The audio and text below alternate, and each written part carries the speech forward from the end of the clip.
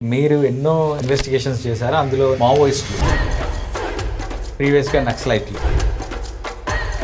ఎన్ని రోజులు వెళ్ళారు యాక్చువల్లీ? ఒక సింగిల్ కాలం న్యూస్ ఇచ్చి ఇది కొంచెం సస్పీషియస్ గా ఉంది, కొంచెం దీన్ని ఇన్వెస్టిగేట్ చేయడానికి ట్రై చేయండి అన్నారు. అక్కడ నుంచి తీయగా లాగితే అంటారు కదా, చాలా డొంకలు కదిలాయి. ఇప్పటిదాకా మనకేం తెలుసు, వాళ్ళు గన్స్ వేసుకుని వాళ్ళు వీళ్ళు కొట్టుకుంటారని, కానీ వాళ్ళు ఎగ్జాక్ట్ గా ఏం చేస్తారో మనకు తెలియదు. 2004లో టాక్స్కి వచ్చారు, పీస్ టాక్స్ వచ్చినప్పుడు నేను వాళ్ళకి వెళ్ళి నేను హ్యూమన్ స్టోరీ చేయాలనుకుంటున్నా, మీరు ఏం చేస్తారు, ఫైనల్ గా రమ్మన్నారు.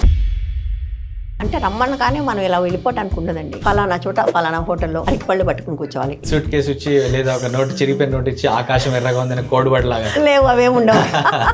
ఒక గంట నడిచాం, ఒక చోట సడన్ గా ఆపి ఈ నైట్ ఇక్కడే అన్నాడు.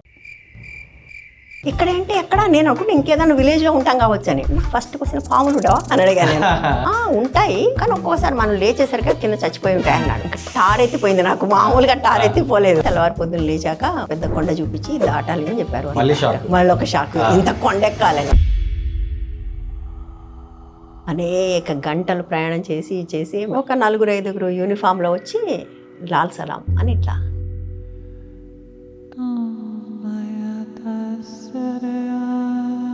ఇదొక 2 మనుషుల మధ్య పోరాటం, 2 గ్రూపుల మధ్య పోరాటం ఉంది అనుకుంటున్నారు, కానీ it is much deeper actually. Operation Kagar is not the first one అండి. సల్వాజుడు ఈ ఊళ్ళ మీద పడి ట్రక్కులతో 100ల కొద్ది పారామిలిటరీ కనపడిన వాళ్ళని చంపేసి ఇల్లు తగలబెట్టి ఆడవాళ్ళ మీద అత్యాచారాలు చేశారు. ఎందుకు, మీరందరూ అడవిలోంచి బయటికి రావాలని. నేను వెళ్ళినప్పుడు ఒక 2 అమ్మాయిలు కలిసాను, యాక్టివ్గా ఉండేవాళ్ళు. మళ్ళీ ఉన్నారు చాలా. వాళ్ళని ఈ సల్వాజుడు వాళ్ళు మిలిటరీ వెళ్ళి వాళ్ళని రేప్ చేస్తే అక్కడ గడ్డి కూడా లేదు, అంతమంది చేశారు. అంతేకాకుండా అలాంటి పనులు చేశారండి వాళ్ళు. ఇళ్ళని తగలబెట్టేశారు, ధాన్యం తగలబెట్టారు. ఉండొద్దు ఇక్కడ, వస్తే మాతో రా, లేకపోతే చచ్చిపో. అట్లా ఎంతమంది చనిపోయారో ఒక లెక్క లేదు. కానీ ఏ మీడియా రిపోర్ట్ చేయదు, ఏ మీడియా దీని గురించి మాట్లాడదు, సోషల్ మీడియా కూడా యాక్టివ్ గా ఉండదు. More than 8% of the population Adivasis. అంటే వాళ్ళదేండి దేశము, మన వివరం, మనం బయట వాళ్ళం కదా, దేశం వాళ్ళది కదా. పొద్దున్నేస్తే సనాతనాన్ని రక్షిస్తా ఉన్నవాళ్ళు, సనాతనమైన ప్రజలు వాళ్ళు రక్షించి, మరి నువ్వు చెప్తున్న ధర్మం కంటే ముందు నుంచి ఉన్న వాళ్ళు. ఏంటండి, భారతదేశం జీడిపి 4th ప్లేస్ లోకి వచ్చింది. మరి దేశంలో జీవన ప్రమాణాలు ఎందుకు పెరగట్లేదు? అది ఏం రకమైన జీడిపి జపాన్ మనకంటే వెనక్కిపోయింది. సరే వెళ్ళి చూడండి, జపాన్ వాళ్ళు ఒక్క అమ్మాయి కోసం కూడా రైలు నడుపుతారండి చదువుకోవడానికి. మనం ఏం చేస్తున్నాం, చదువుకునే వాళ్ళకి బస్సులు కూడా వేయలేము. మన డెమోక్రాటిక్ కంట్రీలో ఇంకెక్కడ జరిగినా కూడా అది స్క్రూటినీ అయి ఉండేది, బట్ దేశంలో కావట్లేదు. నిజానికి అది చాలా పెద్ద తప్పు అండి. అది క్రైమ్ అగెన్స్ట్ హ్యూమానిటీ అంటారు కదా, these are all crimes against humanity. అది విషాదం.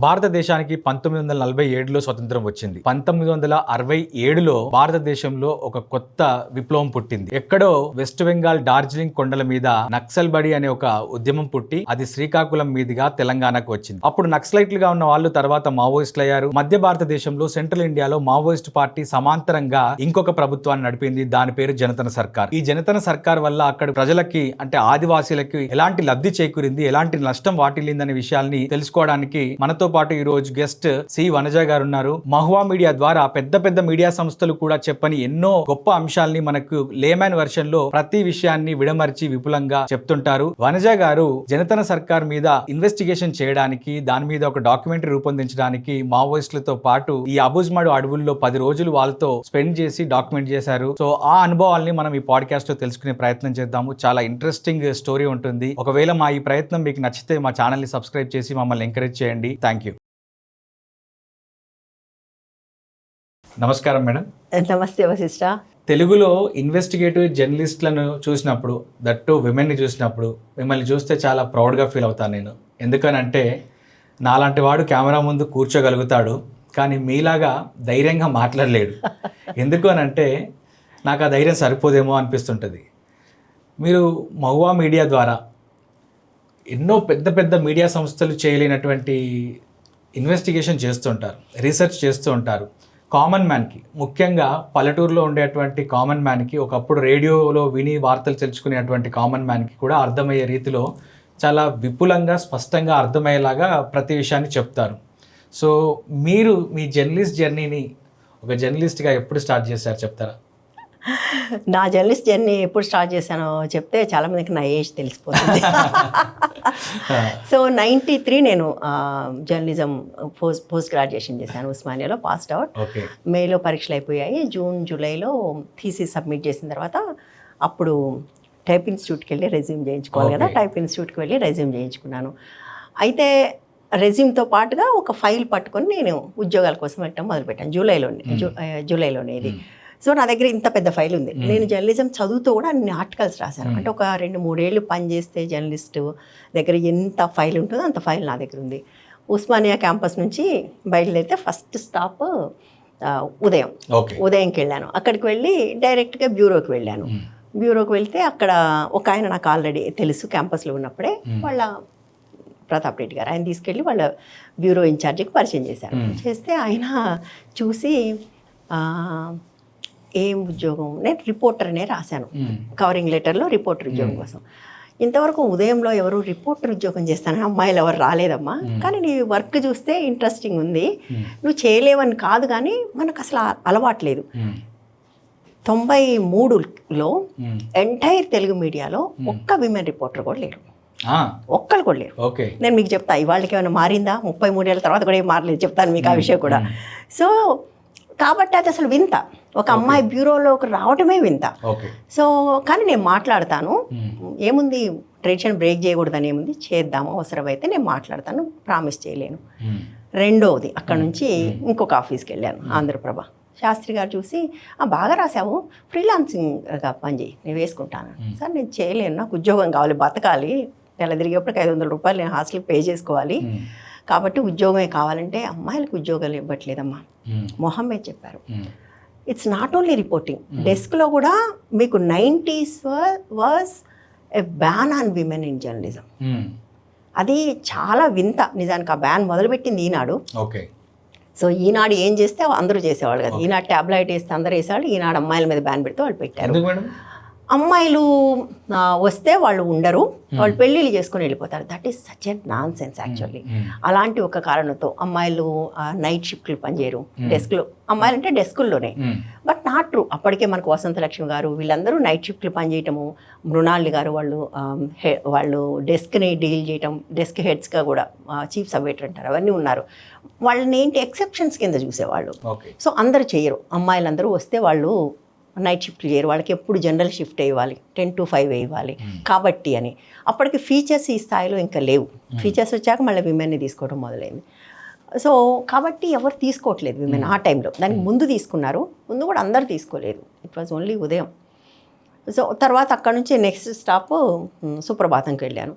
అక్కడ వాళ్ళు చూసి వాళ్ళవి ఆర్టికల్స్ ఎక్కువ ఉన్నాయి, నేను సుప్రభాతంకి ఎక్కువ రాశాను. చూసి అప్పుడు అక్కడ ఎడిటర్ శాంతారాం గారు ఉన్నారు, ఆయన చూసి ఏముంది చేరొచ్చు మీరు, నేను మాట్లాడతాను సార్ వచ్చినప్పుడు, రత్తయ్య గారు దానికి హెడ్ అంటే సరే అని వచ్చాను. అక్కడి నుంచి ఇంకా 2 రోజులకి సుప్రభాతం నుంచి కాల్ వచ్చింది. కాల్ వస్తే వెళ్ళాను. నేను వెళ్తే రత్తయ్య గారు చూసి ఓకే అమ్మా చేరిపో అన్నారు, ఏమనలేదు ఆయన. అప్పటికే 1-2 అమ్మాయిలు ఉన్నారు, బట్ అందరూ డెస్క్లోనే ఉన్నారు. నాకు అర్థమైంది ఏంటంటే ఎవరు ఉద్యోగాలు ఇచ్చేలా లేరు అని. ఇంకా అక్కడ నేను ఇన్సిస్ట్ చేయలేదు, రిపోర్టింగే చేస్తానని ఇన్సిస్ట్ చేయలేదు. శాంతారాం గారు కూడా అదే అన్నారు, ఇన్సిస్ట్ చేయకండి, మీరు ముందైతే చేరండి చూద్దామని. సో అంటే ఇంకా చేరిన తర్వాత ఆయన నాకేవో ఇచ్చారు, ఇంత మొఫ్సిల్ కట్ట తీసుకొచ్చి, అప్పటికి ఎవరో చోట్ల అది నా ముందు పడేసి ఇవన్నీ చూసి రీరైట్ చేయండి, that's how desk work is. అది వారంలో అయిపోయింది, 4th నైట్లో ఇంకా వారం టైం ఉంది నాకు. ఆయన ఇప్పుడు ఏం చేయమంటారు అంటే ఒక చిన్న క్రానికల్లో ఒక సింగిల్ కాలం న్యూస్ ఇచ్చి, ఇది కొంచెం సస్పీషియస్గా ఉంది, కొంచెం దీన్ని ఇన్వెస్టిగేట్ చేయడానికి ట్రై చేయండి అన్నాను. అది పట్టుకొని వెతుక్కుంటూ వెళ్ళాను, ఆ ప్లేస్ని వెతుక్కుంటూ వెళ్ళి వాళ్ళతో మాట్లాడి, ఇంకా అక్కడ నుంచి తీగ లాగితే అంటారు కదా, చాలా డొంకలు కదిలాయి, అవన్నీ చేసుకుని వచ్చి స్టోరీ రాస్తే that was cover story of the Suprabhatam, అనాథల అమ్మకం. అడాప్షన్ పేరుతో ఇప్పుడు చాలామందికి తెలుసు, అప్పుడు ఎవరికి తెలియదు ఆ విషయం. అడాప్షన్ పేరుతో పిల్లల్ని ఎట్లా సేల్ చేస్తున్నారు అనేది స్టోరీ. తర్వాత that led to so many policy changes. ఆ తర్వాత కారా చట్టం రావడానికి కూడా కారణమైన మొదటి స్టోరీస్లో ఇదొకటి.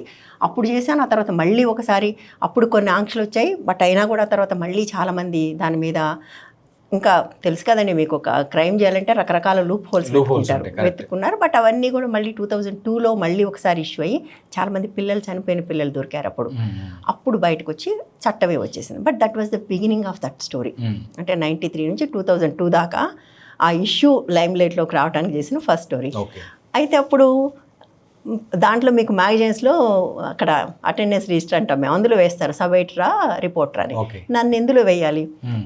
చాలా ఇంట్రెస్టింగ్గా లేఅవుట్ డిజైనర్ ఉంటారు కదా, ఆయన చూసి ఇంతమంది ఉన్నారు ఎవరు చేయని స్టోరీ అమ్మాయి చేసింది, ఆమె సబ్ ఎడిటర్ ఏంటి రిపోర్టర్ అని ఆయన రిపోర్టర్ చేసేసాడు. సో రిపోర్టర్ అయిపోయాను నేను.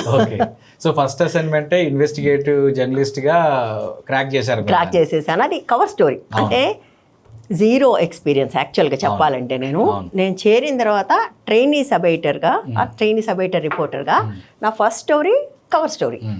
అది 93 నుండి ఈ రోజు వరకు మీరు జర్నలిస్ట్గానే ఉన్నారు, ఇన్వెస్టిగేటివ్ జర్నలిస్ట్గానే ఉన్నారు. అట్లా చెప్పలేను, ఎందుకంటే నేను జర్నలిస్ట్గానే ఉన్నాను. కానీ నేను ఒక ఫామ్లో, ఇప్పుడు చాలామంది ఉన్నారండి, వాళ్ళు ఒక చోట ఉద్యోగంలో చేరితే వాళ్ళు అదే పని చేస్తూ ఉంటారు. అలా చెయ్యలేని తత్వం ఒకటి నాకుంది. అది నా పర్సనాలిటీ డిఫెక్ట్ అనుకోండి, ఏదన్నా అనుకోండి. నాకు సరిపోదు వర్క్ ఏదైనా సరే, చాలా ఇంకా చేయాలి, అది చేయాలి, ఇది చేయాలని అనిపిస్తూ ఉంటుంది. బహుశా ఈ చిన్న చిన్న టౌన్స్ నుంచి, ఊళ్ళ నుంచి వచ్చే వాళ్ళకు రకరకాల విండోస్ కనపడినప్పుడు వచ్చే ఒక ఉత్సాహం ఉంటుంది కదా. అందరు తిడతారనుకోండి, ఎంత వయసు వచ్చినా నీకు అది పోవట్లేదు ఇంకా అని. సరే, సో నేను జర్నలిస్ట్గానే ఉన్నాను, బేసికల్ ఎట్ ద కోర్ జర్నలిస్ట్గా ఉన్నాను. బట్ దానికి ఉన్న అనేక పార్శ్వాలను నేను ఎక్స్ప్లోర్ చేశాను.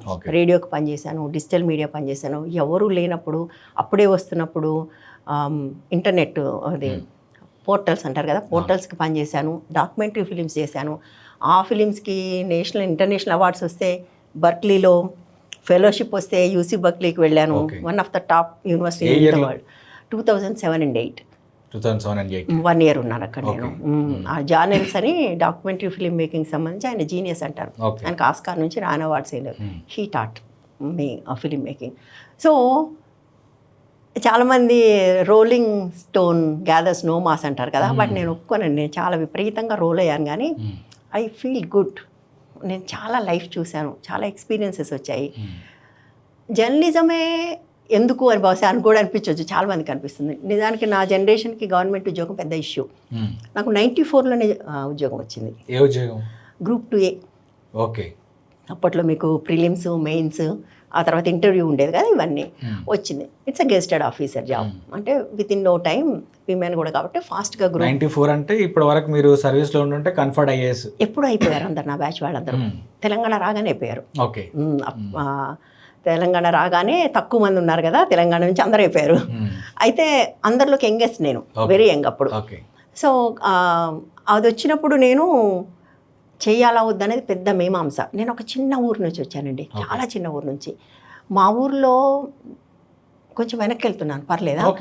మా ఊర్లో మాది 100% చైల్డ్ మ్యారేజ్ విలేజ్. ఏ ఊరు మేడం? కాకర్ల అని ఒక రిమోట్ విలేజ్, ఖమ్మం జిల్లాలో.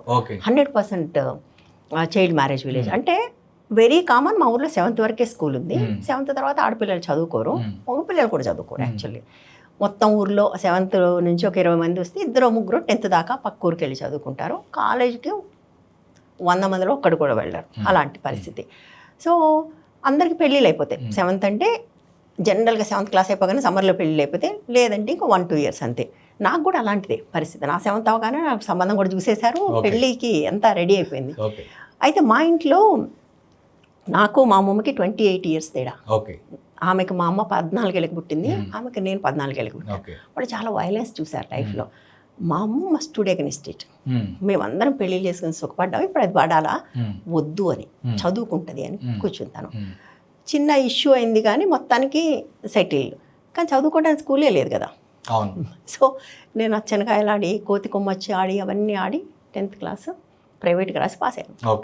పాస్ అయిన తర్వాత వాట్ నెక్స్ట్, కాలేజ్కి వెళ్తాను అని. సో కాలేజ్కి వెళ్ళటానికి మాకు దగ్గర టౌన్ కొత్తగూడెం 20 kilometers. మాకు బస్ సౌకర్యం కూడా లేదు మా ఊరికి, మట్టి రోడ్డు, వర్షం వస్తే అసలు చాలా ఇబ్బంది. అనుకోకుండా ఆ సంవత్సరం మా ఊరికి బస్సు వచ్చింది, ఫస్ట్ టైం. ఓకే, బస్సు వచ్చింది కాబట్టి నేను ఆ వంక తీసుకుని నేను పోతాను అని పోయాను. పోయిన తర్వాత గట్టిగా నెల రోజులు గడవకముందే బస్సు ఆగిపోయింది, ఎందుకంటే మళ్ళీ రోడ్డు తెగిపోయింది కాబట్టి వర్షాలకి. కానీ నేను కొత్తగూడలో ఎవరో తెలిసిన వాళ్ళ ఇంట్లో పెడితే అట్లా నేను కాలేజ్కి వెళ్ళాను. So first girl to go to college. కానీ అది ఎంత చేంజ్ తీసుకొచ్చిందంటే ఆ తర్వాత వెంటనే ఆ తర్వాత మా ఊరికి 10th కూడా వచ్చింది, హై స్కూల్ అయింది మా ఊరు. మా బ్యాచ్తోనే అవ్వాల్సింది కాలేదు, నా నెక్స్ట్ బ్యాచ్కి అయింది. అక్కడ నుంచి నా వెనకాల ఎంతమంది ఆడపిల్లలు వచ్చారంటే ఆ 100% చైల్డ్ మ్యారేజ్ అనేది ఒక్కదాంతో బ్రేక్ అయిపోయిందండి. సో మీరు ఆ స్టీరియోటైప్ని బ్రేక్ చేశారు కైండ్ ఆఫ్. అయితే దానికి ఒక ఆసక్తికరమైనది కూడా ఉంది. ఎట్లా చేసాము, నీకు ఒక ఊర్లో ఉన్నప్పుడు ఇదే ఆలోచన ఉన్నప్పుడు వేరే ఆలోచన ఎట్లా వస్తుందంటే, మా ఊరికి అప్పుడు సిపిఎం పార్టీ వచ్చింది. వాళ్ళు పొలిటికల్ క్లాసులు పెట్టేవాళ్ళు, మా ఇంట్లోనే పెట్టారు. నేను చిన్నదాన్ని 7th అయిపోయి ఖాళీగా ఉన్నాను, ఆ క్లాసులు విన్నాను. అందులో ఒక ఆయన పెద్ద ఆయన వచ్చి ఎప్పుడైతే మీరు ప్రశ్నించడం మానేస్తారో ఆ రోజు మరణించినట్లు అన్నాడు. నాకు ఐ స్టిల్ రిమెంబర్. మా పశువుల కొట్టంలో ఆయన కూర్చొని ఆ మాట చెప్పింది. అది నాకు ఎంత అంటే, ప్రశ్నించడం మానేసినప్పుడు మీరు మరణించినప్పుడు, ఆయన మరణించినట్లు అని. ఏదైనా నమ్మకండి, మీరు ప్రతిదాన్ని ప్రశ్నించండి అని చెప్పాడు. అది నాకు చాలా పట్టుకుంది. దాంతోపాటు చాలా లిటరేచర్ వచ్చింది, రష్యన్ లిటరేచర్ వచ్చింది. అందులో నాకు భూమిపుత్రిక అని ఒక నవల్ ఉంది, అది చదివాను నేను. అందులో ఒక అమ్మాయి ఒక పల్లెటూరులో ఉంటుంది, చాలా బ్రోకెన్ ఫ్యామిలీ. అక్కడ నుంచి ఆమె యూనివర్సిటీకి వెళ్తుంది. నేను యూనివర్సిటీ అనే మాట మొదటిసారి పుస్తకంలో చదివాను. యూనివర్సిటీ అనేది ఒక ఇదంతా 80s అంతే కదండి. నేను 90కి వచ్చాను అంటే అప్పుడు స్కూల్లో ఉన్నాను, 5 ఏళ్ల ముందు కదా అది. అది చూసి నేను చాలా ఇన్స్పైర్ అయిపోయాను. అరే యూనివర్సిటీ ఉంటుంది, అక్కడ యూనివర్సిటీలో పెద్ద చదువులు ఉంటాయి, నాకు తెలియదు అసలు అలాంటిది ఒకటి ఉంటుందనే తెలియదు కదా. సో యూనివర్సిటీకి వెళ్ళాలి అని తనలో పెట్టుకున్నాను నేను. అది యూనివర్సిటీకి వెళ్ళాలని కాలేజీకి వెళ్ళాను. కాలేజీకి వెళ్ళినప్పుడు మ్యాథ్స్ ఏదో బాగానే చేసేదాన్ని, కానీ కాలేజీలో జరిగిన ఒక గందరగోళం వల్ల నేను ఎంపీసీలో కాకుండా బైపీసీలో చేరాను. చేరిన రోజు అది మారుతుంది అంటే, ఒకరోజు మా క్లర్క్ మారదు, ఇది మీరు ఇందులో పరీక్షలు రాయాలంటే, నేను అక్కడ కూర్చుని బోరు నేర్చాను. నేను ఏడుస్తుంటే శ్రీధర్ గారు, ఆయాచితం శ్రీధర్ అయిన తర్వాత తెలంగాణ గ్రంథాలయ చైర్మన్ అయ్యారు. ఆయన మాకు అక్కడ తెలుగు లెక్చరర్. ఆయనను చూశారు, ఏందమ్మా ఎందుకు ఏడుస్తున్నావు అని అడిగారు.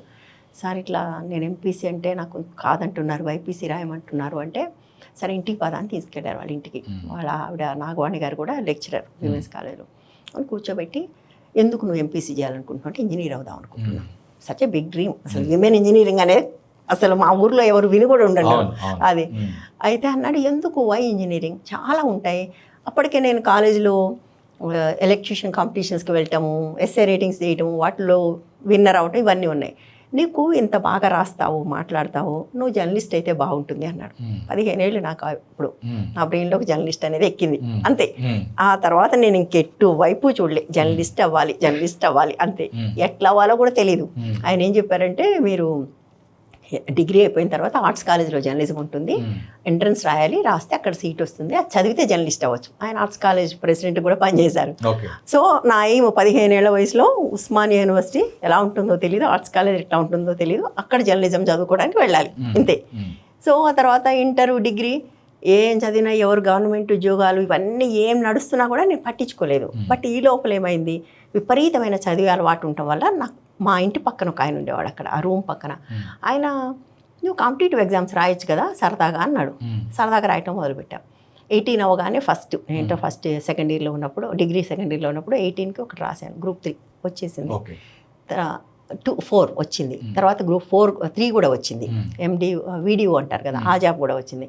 బట్ ఆయన ఏం చెప్పారంటే, ఇవన్నీ చిన్న జాబ్స్, నువ్వు ఒక్కటే ఏం నీది, గ్రూప్ 1 కానీ సివిల్స్ కానీ ఇవన్నీ వద్దు, చేరొద్దు అని కూడా చెప్పాడు. సో నెక్స్ట్ ఏంటి, గ్రూప్ 2. ఆయన ఏం చెప్తే అది అప్లై చేస్తున్నా. ఆయన గ్రూప్ 2 పడింది, నేను క్యాంపస్కి వచ్చాను, ఇక్కడే రాశాను పరీక్షలు, అది కూడా వచ్చింది. వచ్చినప్పుడు ఇందులో చేరాలా వద్దానే. ఎందుకు ఇదంతా చెప్పానంటే, మా ఊరు అలాంటి ఊరు నుంచి వచ్చాను కదా, ఊరంతా నన్ను చేరమని అడిగింది. మన ఊరు నుంచి ఇంత పెద్ద ఆఫీసర్ ఎవరు కాలే ఇంతవరకు, కాకర్ల నుంచి ఫస్ట్ టైం అలాంటి ఒక ఉద్యోగం వచ్చింది. మీకు తెలుసు కదండి, ఎంఆర్ఓ లాంటి ఉద్యోగాలు అంటే ఎట్లా ఉంటాయి అసలు. అందరు అడిగారు. అడిగితే కూడా నాకు అది ఎంత పెద్ద కష్టం అంటే, ఇప్పుడు చేరాలా, బట్ నాకేమో జర్నలిస్ట్ అవ్వాలని ఉంది కదా, అది ఎలా ఉంటుందో తెలియదు, కానీ జర్నలిస్ట్ అవ్వాలి. సో కానీ నేను చేరలేదు. అప్పుడు నేను సుప్రభాతం నుంచి ఆంధ్రజ్యోతి వాళ్ళు బిజినెస్ మ్యాగజైన్ పెడితే బయట కనపడుతున్నాను కదా, ఈ అమ్మాయి యాక్టివ్గా ఉంది, బిజినెస్ రిపోర్టర్గా బాగుంటుంది, కొంత ఇంగ్లీష్ వచ్చు అని నన్ను తీసుకున్నారు. కె శ్రీనివాస్ గారు యాక్చువల్గా దానికి హెడ్ ఆయన తీసుకున్నారు. అప్పుడు ఈ ఉద్యోగం వచ్చిందంటే ఎంటైర్ ఆంధ్రజ్యోతి వెళ్ళిపో వెళ్ళిపో వెళ్ళిపో, ఇద్దరికి నాకు కాకుండా అదే ఆంధ్రజ్యోతిలో పనిచేసి ఇద్దరు జర్నలిస్టులకు వచ్చింది, వాళ్ళు చేరిపోయారు. ఐవీఆర్ పిలిచి ఐ వెంకట్రావు గారు నువ్వు వెళ్ళు, నువ్వు వెళ్ళకపోతే నేను ఉద్యోగం నుంచి తీసేస్తానన్నాను. వెళ్ళాను సార్, నేను నాకు జర్నలిస్ట్గానే ఉండాలని. నీకు అర్థం కావట్లేదమ్మా, ఇక్కడ ఏం లేదు, నీకు అర్థమే కావట్లేదు, నీకు అక్కడ ఎంత లైఫ్ ఉందో ఇక్కడ ఏం లేదు, నువ్వు రిగ్రెట్ అవుతావు, పో పో అంటే నేను పోను అని. రిగ్రెట్ అయ్యారా? కాదు. ఎప్పుడు? ఓకే. అంటే బహుశా 1-2 సార్లు సెక్యూరిటీ లేకపోవటము, డబ్బులకి ఇబ్బంది, ఇవన్నీ ఉన్నాయి. But at the same time నేనేమంటానంటే వశిష్ఠ, ఇప్పుడు ఇలాంటి ఎక్స్పెరిమెంట్ నేను చేయడానికి I didn't come from generational money, డబ్బులు ఏం పెద్ద లేదు, చాలా అవటానికి భూస్వామి కుటుంబం నుంచి వచ్చినప్పటికీ కూడా డబ్బుల విషయంలో చాలా ఇబ్బంది పడ్డాను. కానీ అది బట్ నా సోషల్ క్యాపిటల్ అనేది ఒకటి ఉంటుంది కదా, అది ఎక్కడో నాకు అడ్వాంటేజ్కి పనిచేసిందేమో అని నేను అనుకుంటాను. ఇదే డెసిషన్ ఇంకొక బ్యాక్గ్రౌండ్ నుంచి వచ్చిన వాళ్ళు తీసుకోలేకపోవచ్చు కూడా కదా, కరెక్ట్. అది బట్ నేను తీసుకున్నాను అంటే నాకు తెలియకుండా నా అడ్వాంటేజ్ ఎక్కడో నాకు ఉంది అని నేను అనుకుంటాను. కాబట్టి అది చేశానని. రిగ్రెట్ అయ్యానా అంటే రిగ్రెట్ కాలే, ఎందుకంటే జర్నలిస్ట్గా నేను చాలా లైఫ్ చూసా. నా ప్రపంచం వర్టికల్గా లేకపోవచ్చు, హారిజాంటల్ అయింది, కలర్ఫుల్ అయింది, చాలా కలర్ఫుల్ అయింది. నేను చెప్పాను కదా, ఆ తత్వం కూడా నాకు, నేను ఒక చోట కూర్చోలేను, నేను ఆ ఉద్యోగంలో ఎక్కువ కాలం ఉండలేను, సఫర్ అయ్యేదాన్ని, చాలా విపరీతంగా సఫర్ అయ్యేదాన్ని. నాకు తెలుసు. కానీ నేను నా ఫ్రెండ్స్ని చూస్తే, నా ఫ్రెండ్స్ జర్నలిస్టులుగా ఉన్న వాళ్ళు, చేరిన వాళ్ళని చూస్తే వాళ్ళు ఎంత వైబ్రెంట్ పీపుల్, అందరూ మైల్డ్ అయిపోయారు, చాలా మైల్డ్ అయిపోయారు, కంఫర్ట్ జోన్లోకి వచ్చారు. కాకుండా మీకు గవర్నమెంట్ జాబ్స్లో అది ఎంత పెద్ద ఆఫీసర్ అయినా కూడా మీకు ఎక్కడ ఓపెన్గా ఉంటుందండి, ఏం మాట్లాడగలుగుతారు మీరు, మీ అభిప్రాయాలు కూడా చెప్పలేరు కదా. సో అది దట్ వే నేను యాజ్ ఎ హ్యూమన్ బీయింగ్ నేను చాలా స్వేచ్ఛను అనుభవించాను. బహుశా స్వేచ్ఛ కోసం సెక్యూరిటీని పోగొట్టుకుని ఉండొచ్చు, but I'm very happy that I did not take that job. Very happy. ఒక బలహీన క్షణంలో కూడా నేను ఆ పని చేయలేదే అని నేను అనుకుంటాను. అది. సో మీరు ఎన్నో ఇన్వెస్టిగేషన్స్ చేశారు, అందులో నాకు ప్రముఖంగా మీతో మాట్లాడుతున్నప్పుడు ఎన్డీటీవీలో కూడా మీది ఫీచర్ అయింది అని చెప్పారు. ఎన్డీటీవీ అయినా కరెక్ట్, మీ ఫ్యామిలీ CNN IBNలో ఫీచర్ అయింది. ఆ విజువల్స్ ఫుటేజ్ అంతా కూడా మీరే తీసుకొచ్చారు అన్నారు. ఇప్పుడు ఎక్కడ మేడం, యాక్చువల్గా జనతా సర్కార్ అని చెప్పేసి ఈ మావోయిస్టులు, ప్రీవియస్గా నక్సలైట్లు, సో మావోయిస్టులు నడిపించే ఒక ప్యారలల్ గవర్నమెంట్ని మీద మీరు ఇన్వెస్టిగేట్ చేయడానికి, దాన్ని స్టడీ చేయడానికి వెళ్ళారు అని చెప్పారు. ఎన్ని రోజులు వెళ్ళారు యాక్చువల్గా? అది వెరీ ఇంట్రెస్టింగ్ స్టోరీ అండి. అంటే మీకు తెలుగులో పనిచేసే ప్రతి జర్నలిస్ట్కి ఒకటి ఉంటుందండి, ఎప్పుడు అప్పుడు నక్సలైట్ స్టోరీ చేయాలి, ఇంటర్వ్యూ అయినా చేయాలి, ఇంటర్వ్యూ చేయాలి. స్టోరీ అనేది లేదండి, ఎవరి బ్రెయిన్లో లేదు, ఇంటర్వ్యూ చేయాలి, నక్సలైట్ లీడర్స్ని ఇంటర్వ్యూ చేయాలి అని. సో అట్లా అందరికీ ఉంటుంది. నేను కూడా చాలాసార్లు ట్రై చేశాను, చాలాసార్లు దగ్గర దాకా వచ్చి వాళ్ళు ఎక్కడికో రమ్మంటారు, అక్కడికి వెళ్తే మన కోసం ఎవరు ఉండరు, అవన్నీ జరిగాయి. బట్ ఈ లోపల ఏమైందంటే, ఇది ఎగ్జాక్ట్గా 1998 అనుకుంటాను. 98లో చంద్రబాబు నాయుడు జన్మభూమి అని ఒక ప్రోగ్రామ్ చేశారు. అది లాంచ్ రోజు నేను వెళ్ళాలి, దాన్ని కవర్ చేయడానికి వెళ్ళాను. వెళ్ళి వచ్చిన తర్వాత నేను ఏదో పని మీద ఆ రోజు వరవరరావు గారి ఇంటికి వెళ్ళాను, ఆయన కూడా ఎక్కడికో వెళ్ళి వచ్చారు. దాని గురించి ఆయన చెప్తూ, కరీంనగర్లోనో ఎక్కడో ఒక పెద్ద చెరువు ఉంది, ఆ చెరువు కట్ట తెగిపోతే ప్రతి ఎమ్మెల్యే ఎలక్షన్స్లో అదే చెప్తాడు, మేము ఈ కట్ట బాగు చేస్తాం, ప్రతి ఎలక్షన్ ప్రామిస్. వాళ్ళు చేయట్లేదు. చివరికి ఒక 4-5 ఊళ్ళ వాళ్ళు అనుకుని వాళ్ళు కట్టేశారు. ఇది జన్మభూమి లాంచ్ రోజే దాన్ని ఇనాగరేషన్ కూడా, దానికి ఇన్ని పిలిచారు. బేసిక్గా లోపల నుంచి ఆర్గనైజ్ చేసిన వాళ్ళు ఈ పీపుల్స్ వార్. సో అది చెప్తే నేను ఆశ్చర్యపోయాను, పీపుల్స్ వార్ ఇలాంటి పని చేస్తుందా, నాకు తెలియదు. అప్పటిదాకా మనకేం తెలుసు, వాళ్ళు గన్స్ వేసుకుని వాళ్ళు వీళ్ళు కొట్టుకుంటారని, కానీ బహుశా పీపుల్ని ఆర్గనైజ్ చేస్తారని తెలుసు, కానీ వాళ్ళు ఎగ్జాక్ట్గా ఏం చేస్తారో మనకు తెలియదు కదా, ఎవరికి తెలియదు. అది నాకు చాలా ఇంట్రెస్టింగ్ అనిపించింది. ఇలాంటి పనులు చేస్తారంటే ఇలాంటివి చాలా చేస్తారు. అవునా, ఎక్కడ చేశారంటే మొత్తం దండకారణ్యం అంతా వాళ్ళు చేసే పని అదే కదా అన్నాడు ఆయన. కూర్చొని అడిగాను ఏంటి అంటే చెప్పారు. నాకు పట్టుకుంది ఈ story, this is the story we need to cover. మనకి అప్పటిదాకా ఏంటి, నక్సలైట్లు అంటే హిట్ లిస్టులు, ఎవరు వెళ్ళి లీడర్ని ఇంటర్వ్యూ చేస్తారు, ఆయన చెప్పేవన్నీ చెప్తాడు, చెప్పిన తర్వాత ఫైనల్గా మీ హిట్ లిస్ట్లో ఎవరు ఉన్నారని చెప్తారు, వాళ్ళు లిస్ట్ ఇస్తారు, పేజ్ 1లో ఆ లిస్ట్ ఉంటుంది. This was the story till 2003-4 అదే స్టోరీ అండి, అందరూ అదే రాశారు. మీరు ఏదన్నా చూడండి వెనక్కి వెళ్ళి అన్నీ అవే ఉంటాయి. 1-2 కొంచెం ఇంట్రెస్టింగ్గా మనకు కొండపల్లి సీతారామయ్య గారిని, మన సౌదా వాళ్ళు, అల్లం నారాయణ వాళ్ళు చేసింది ఇంట్రెస్టింగ్ ఉంటుంది. కానీ బట్ అదర్వైజ్ మీకు డే ఇన్ డే అవుట్ వచ్చే నాకు స్లైట్ స్టోరీస్ అన్నీ అవే. ఓకే. సో నేను I wanted to cover that story. Okay. నేను అది చేస్తాను అని రకరకాల వాళ్ళని అడుగుతాను. మనకేమో డైరెక్ట్ ఛానల్స్ ఉండవు కదా, ఉండవు. ఎవరెవరిని అడుగుతాం, వాళ్ళేమో అది ఎలా వీలవుతుంది, ఇంటర్వ్యూ అంటే వాళ్ళు వస్తారు కానీ మిమ్మల్ని లోపలికి ఎలా చేయరు, ఇలా నడుస్తుంది కదా. ఈ లోపల 2004 వచ్చింది. అప్పటిదాకా విపరీతమైన రిప్రెషన్ నుంచి ఒక ఓపెనింగ్ వచ్చినప్పుడు గుత్తికొండ బిలం మీటింగ్, నేను దానికి వెళ్ళాను. ఆ తర్వాత దాని తర్వాత ఇంకొక మీటింగ్ వరంగల్ దగ్గర జరిగింది. ఆ 2 మీటింగ్స్లో నేను చూసింది ఏంటంటే ఒక సామూహిక దుఃఖం. కొన్ని లక్షల మంది ఒక చోట చేరి మౌనంగా దుఃఖిస్తున్నారు చనిపోయిన వాళ్ళ కోసం, అవన్నీ కూడా అమరుల కోసం. అది చూసినప్పుడు నాకు ఎక్కడో చాలా ఎమోషనల్ అయిపోయాను. I think we need to do this story, ఇది చేయాలి. నాకు ఎలా చేయాలో తెలుసు, నేను టీవీలో అప్పుడు జెమినీ టీవీలో పనిచేస్తున్నాను, ఫీచర్సే తెలుసు, బట్ నాట్ ఫీచర్, ఇంతకంటే మించి లోతుగా దీన్ని చేయాలి, ఎట్లా చేయాలి అని. అప్పుడు సరే ఏం చేయాలో తెలియకుండానే నేను ఐ స్టార్టెడ్ షూటింగ్ ఇట్.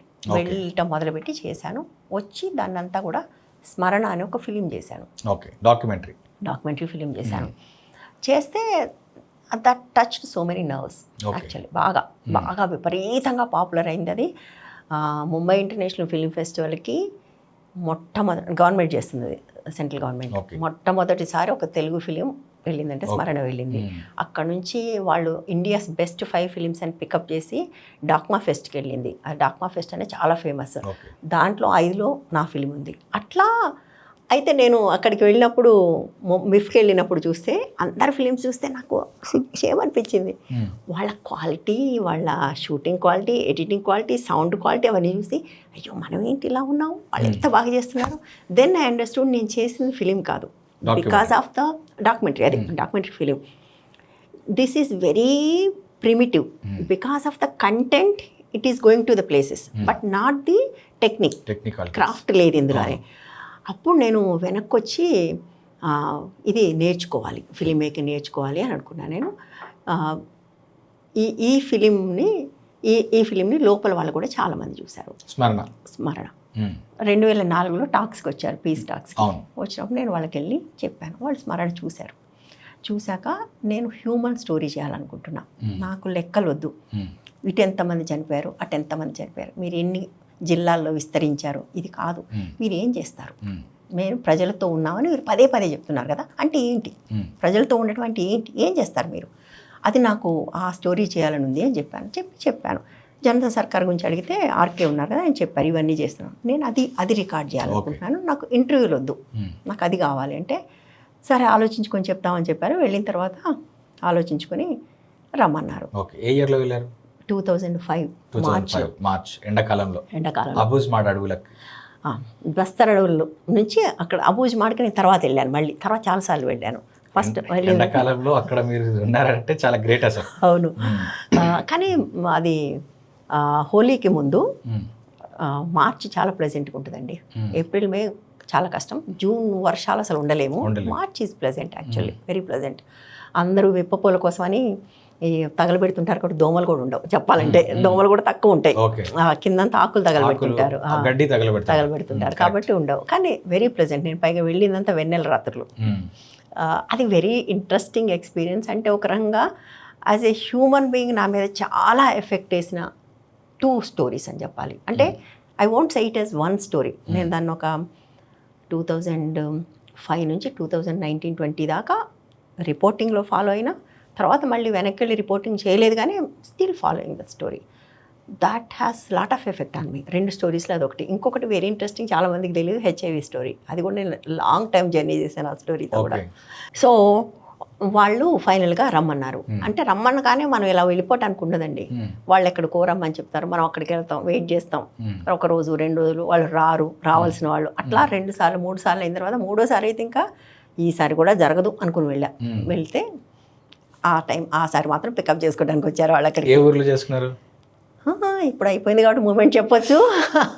అంటే ఇప్పుడు అయిపోయింది కాబట్టి బేసికల్గా నేను కూడా తిరుగుతుంటాను. చింతూరు తర్వాత చెట్టి నుండి జగదల్పూర్ ఆ ఏరియా, సుక్మా, బస్తర్ తిరుగు, నేను అక్కడ ఉన్న వాటర్ ఫాల్స్ ని, అడవుల్ని చూడడానికి. ఇటువైపు ఏమో కోరాపుట్, ఒన్కడిల్లి, బలిమెల, చిత్రకొండ, అప్పర్ సీలేరు, లోయర్ సీలేరు ఏరియాలు తిరుగుతుంటాను.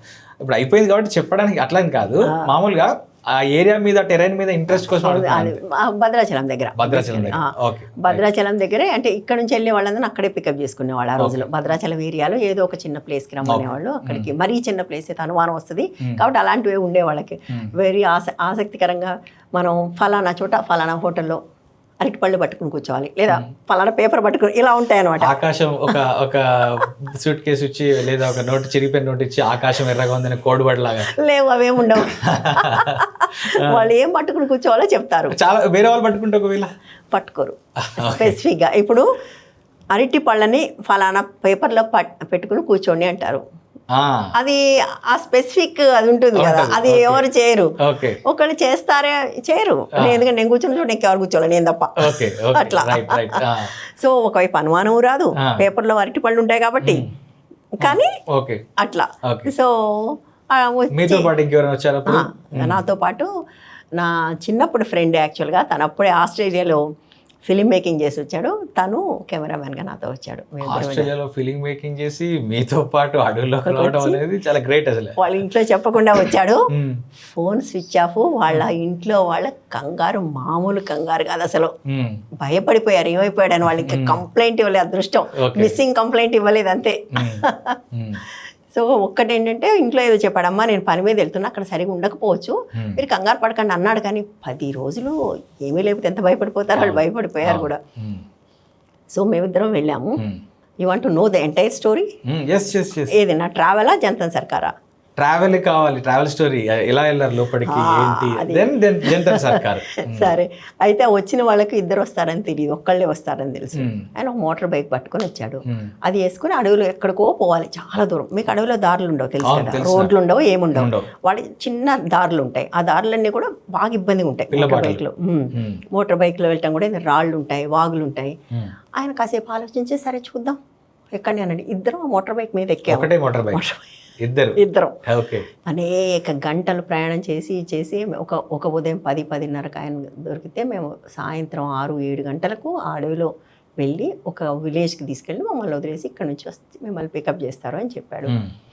ఆ మోటార్ బైక్ ఇంకా అక్కడి నుంచి కదలలేదు, అయిపోయింది దాని పని, చచ్చిపోయింది అది. సో అక్కడికి పికప్ చేసుకోవడానికి వచ్చారు ఆ విలేజ్. ఆయనకు ఇచ్చిన ఇన్స్ట్రక్షన్స్ అక్కడ వదిలేయండి అని. అక్కడికి వస్తే అప్పటిదాకా ఇక్కడికి వచ్చినప్పుడు కూడా వాళ్ళు ఏమి యూనిఫామ్లో రాలేదు కదా, హైదరాబాద్ చర్చలకు వచ్చినప్పుడు మామూలు బట్టల్లో వచ్చారు. సో అక్కడ మేము ఒక చీకటి పడుతుంది, అక్కడ కరెంట్లు అవి ఏమి ఉండవు కదా, అట్లా కూర్చుని ఉన్నాం ఒక గుడిసె దగ్గర. ఒక 4-5 యూనిఫామ్లో వచ్చి లాల్ సలాం అని ఇట్లా కలుస్తూ వస్తే ఒక్క నిమిషం గుండె ఆగిపోయింది. I was expecting it but still you are in the deep forest. ఇంకా అప్పుడే ఏమైంది స్టోరీ, ఇంకా చాలా ఉంది, ఇంకా డీప్ ఫారెస్ట్కి వెళ్తాం. ఇదంతా ఇక్కడ నుంచి వాళ్ళు వచ్చిన తర్వాత చూసి అదే విలేజ్లో వండిచ్చారు, ఏదో పెట్టారు, తిన్నాము. వంట అంటే మళ్ళా అన్నం కూర పప్పు చారు ఉండదు అక్కడ, కాబట్టి ఏముండదు. వాళ్ళు అన్నం ఒకటి వండుతారు. కూర అంటే కూరలు చాలా ఇంట్రెస్టింగ్ ఉంటాయి వాళ్ళవి. ఒక గిన్నె పెడతారండి, ముందు పప్పు, పెసలో మినుములో ఏదో ఒకటి వేస్తారు. రెండిట్లో ఏది ఉంటే అది. కందులు లేవు వాళ్ళకి, పెసలు కానీ మినుములు కానీ ఉంటాయి. ఇవి వేస్తారు ఫస్ట్. దాన్ని పప్పు పట్టించడమే ఉండదు, డైరెక్ట్గా వేసిన తర్వాత ఏముంటే వేస్తారు అందులో. పచ్చిమిరపకాయలు ఉంటే పచ్చిమిరపకాయలు, వంకాయలు ఉంటే వంకాయలు, టమాటాలు ఉంటే టమాటాలు, చింతపండు ఉంటే చింతపండు, అన్నీ వేసి దాని మొత్తానికి ఒక దాని కింద మారుస్తారు. అది అన్నంతో తింటాం, కూరలాగా అయిపోతుంది, అది తింటాం. సో అలాంటిదే తిన్నాము. తిన్న తర్వాత బయలుదేరాం. వెన్నెల జస్ట్ మేము బయటకు వచ్చే రోజుకి హోలీ అంటే మీరు ఊహించుకోండి. అప్పుడు వెన్నెల రాత్రులు అవన్నీ అంటే పున్నమి అది వెన్నెల మొదలైంది. నిజానికి పున్నమికి 10 రోజుల ముందు మనకి ఇక్కడ అంత వెలుతురు కనపడదు, అడవిలో కనిపిస్తుంది. కానీ స్టార్ గేజింగ్ చేసేలా లేము. అప్పుడు స్టార్ గేజింగ్ చేయలేమండి దండకారణ్యంలో. చెట్లు బాగా పెద్దగా ఉంటాయి, మన పైకి చెట్లే కనపడతాయి, ఆకాశం కనపడదు మనకు. రాత్రి ఏదో 8-9కి బయలుదేరి ఒక గంట నడిచిన తర్వాత ఒక చోట సడన్గా ఆయన ఆపి ఈ నైట్ ఇక్కడే అన్నాడు.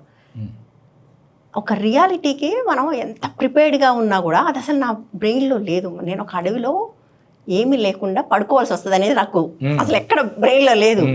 ఇక్కడేంటి ఎక్కడ నేను అనుకుంటే ఇంకేదైనా విలేజ్లో ఉంటాం కావచ్చు అని. వాళ్ళు విలేజ్లో పడుకోరు, అడవిలో పడుకుంటారు. అది నాకు అప్పటిదాకా అసలు స్ట్రైక్ కాలే. అప్పటి వరకు మీరు ఇంట్లో ఫ్యాన్ కింద బెడ్ మీద దుప్పటి కప్పుకొని అంతే పక్కన వాటర్ బాటిల్ పెట్టుకొని పడుకుంటారు. అన్నగారు ఇక్కడ అన్నా నేను, ఇక్కడే అన్నాడు. అంటే నాకేమనాలో తోచలేదు. నా ఫస్ట్ క్వశ్చన్ పాములు ఉండవా అని అడిగాను నేను. ఉంటాయి కానీ జెల్లీ మీదకి ఎక్కవు, కానీ ఒక్కోసారి మనం లేచేసరికి కింద చచ్చిపోయి ఉంటాయి అన్నాడు. ఇంకా టారెత్తిపోయింది నాకు, మామూలుగా టారెత్తిపోలేదు. ఇప్పుడు నేను దీని కింద పాము ఉందేమో మనకి తెలియదు కదా, పడుకోలేదు. నేను కూర్చున్నాను రాత్రంతా, అస్సలు ఒక్క నిమిషం కూడా పడుకోలేదు. ఆ జెల్లీ అనేది స్క్వాడ్ లైఫ్లో ఒక వెరీ ఇంపార్టెంట్ టూల్ అండి. ఏంటో తెలుసా మీకు? ఈ టేబుల్ సైజ్ అంతా ప్లాస్టిక్ షీట్ అందరి దగ్గర ఉంటుంది. జెల్లీ అంటే ఇల్లు లెక్క అంటారు వాళ్ళు, అంటే అది వాళ్ళ ఇల్లు, ఎవరికి వాళ్ళకి వాళ్ళ బెడ్రూమో వాటెవర్. దాన్ని ఎంత బాగా చూసుకుంటారో. ఆ జెల్లీని వేసుకుని పడుకుంటారు కదా, దాని మీదే చదువుకుంటారు. పక్కన ఒక చిన్న గుడ్డ ముక్క వేసుకుంటారు కాళ్ళు తుడుచుకోవడానికి, దాని మీద ఎక్కడానికి. సో ఆ జెల్లీ ఇస్తే నేను మా ఫ్రెండ్ ఇద్దరం కూర్చున్నాం, పడుకోలేదు. ఇంకా ఎప్పుడు తెల్లవారుతుందా అని చూసాం మేము.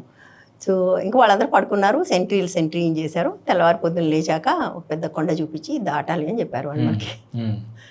సో అది మళ్ళీ ఒక షాక్, ఇంత కొండ ఎక్కాలని. ఇంకా విషయం ఏంటంటే నాకు వెళ్ళే దారిలో యాక్సిడెంట్ అయింది. కాలు బాగా దెబ్బతిని ఉంది, ఆ కాలుతో ఎక్కాలి. అంటే వెళ్తుంటా వెళ్ళడానికి ముందు రోజు అయింది. ముందు రోజు కోటి వెళ్ళి ఎక్విప్మెంట్ కొనుక్కొని వస్తున్నాను, కెమెరాకి సంబంధించినవేవో. వస్తుంటే బండి మీద ఎవరు వచ్చి కొట్టిపోయారు, కాలుకి దెబ్బ తగిలింది. సో షూ వేసుకోలేను, వాచిపోయింది కాలు, ఇంజురీ ఉంది. షూ వేసుకోలేను, చెప్పులతోనే నడవాలి. సో ఆ చెప్పులతోనే వెళ్ళాను నేను. అయినా వెళ్ళాలి, పైగా నేను నమ్మలేదు కదా ఈసారి పికప్ చేస్తారనుకోలేదు. మళ్ళీ వెళ్ళి రావటమే అనుకున్నా, పికప్ అవుతా అనుకోలేదు.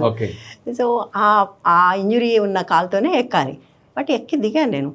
దిగిన తర్వాత వాళ్ళు చెప్పారు, ఇద్దరిని పిలిచాము, ఇంకొక ఆయన 3 రోజుల కింద వచ్చాడు కలకత్తా నుంచి, ఇక్కడ దాకా వచ్చి నా వల్ల కదా నేను వెనక్కి వెళ్ళిపోయాడు అని చెప్పారు.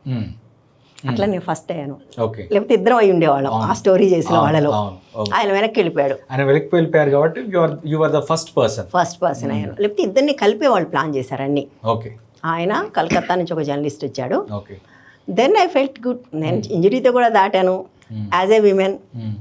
అతను ఒక మ్యాన్. చాలా విల్ పవర్ కావాలి. అది విల్ పవర్ అని ఇప్పుడు అనుకుంటే చూసే వాళ్ళకి అనిపిస్తుంది, కానీ ఎక్కడో అదొక ఉత్సాహం, మొండి ధైర్యం, కొంచెం మూర్ఖత్వం కూడా. అదే అదంతా ఊరికే బయటకు మనం దాన్ని షుగర్ కోట్ చేస్తాం కానీ కాదు అది. సో వెళ్ళిన తర్వాత ఆ కొండ దాటి వెళ్ళి ఆ రాత్రికి స్క్వాడ్ దగ్గరికి వెళ్ళాం. I still remember those scenes. ఎందుకంటే ఇప్పుడు జరుగుతున్నవన్నీ చూస్తూ ఉంటే నాకు అవన్నీ గుర్తొస్తున్నాయి. నాకు చాలామందికి నేను కొంచెం పక్కకి వెళ్ళిపోతున్నాను. ఇదొక 2 మనుషుల మధ్య పోరాటం, 2 గ్రూపుల మధ్య పోరాటం. గవర్నమెంట్ మావోయిస్టులు అనుకుంటున్నారు కానీ కాదు అది. It is much deeper actually, very deep. నేను అక్కడికి వెళ్తున్నాం, సాయంత్రానికి చేరుతామని చెప్పారు. కొంచెం ఒక అరౌండ్ 5-6 ఆ టైంలో వచ్చేసాం మనం దగ్గరికి అన్నారు. ఒక పెద్ద కలకాలం వినపడింది నాకు. చాలామంది పరిగెత్తున్నానే, భయం వేసింది. ఏంటది? ఇంకా ఏం జరిగింది, దానికి జస్ట్ ముందు, నేను వెళ్ళటానికి ముందు రోజు నిజామాబాద్లో ఒక చోట 14 మందిని విషం ఇచ్చి ఆ తర్వాత ఎన్కౌంటర్ చేశారు. వన్ ఆఫ్ ద భారీ ఎన్కౌంటర్స్ అది జరిగింది. ఫుడ్ పాయిజనింగ్ చేసి ఆ తర్వాత అప్పుడంతా మీ కోర్ట్ ఆపరేషన్స్ జరిగాయి కదా విపరీతంగా. అలాంటి ఒక కోర్ట్ ఆపరేషన్లో 14 మందిని చంపేశారు. చంపేసిన తర్వాత బిగ్ న్యూస్ అది. నేను బయలుదేరే రోజు అది చాలా పెద్ద న్యూస్. సో మిగిలిన వాళ్ళందరూ దండకారణ్యం వైపు పారిపోతున్నారు కాబట్టి సరిహద్దులన్నీ క్లోజ్ చేశారు అని రేడియోలో వార్తలు వస్తున్నాయి. ఆ టైంలో నేను వెళ్తున్నా అక్కడికి. కాబట్టి ఒక భయం ఉంటుంది కదా, ఏం జరుగుతుందో అని ఒక భయం ఉంటుంది కదా.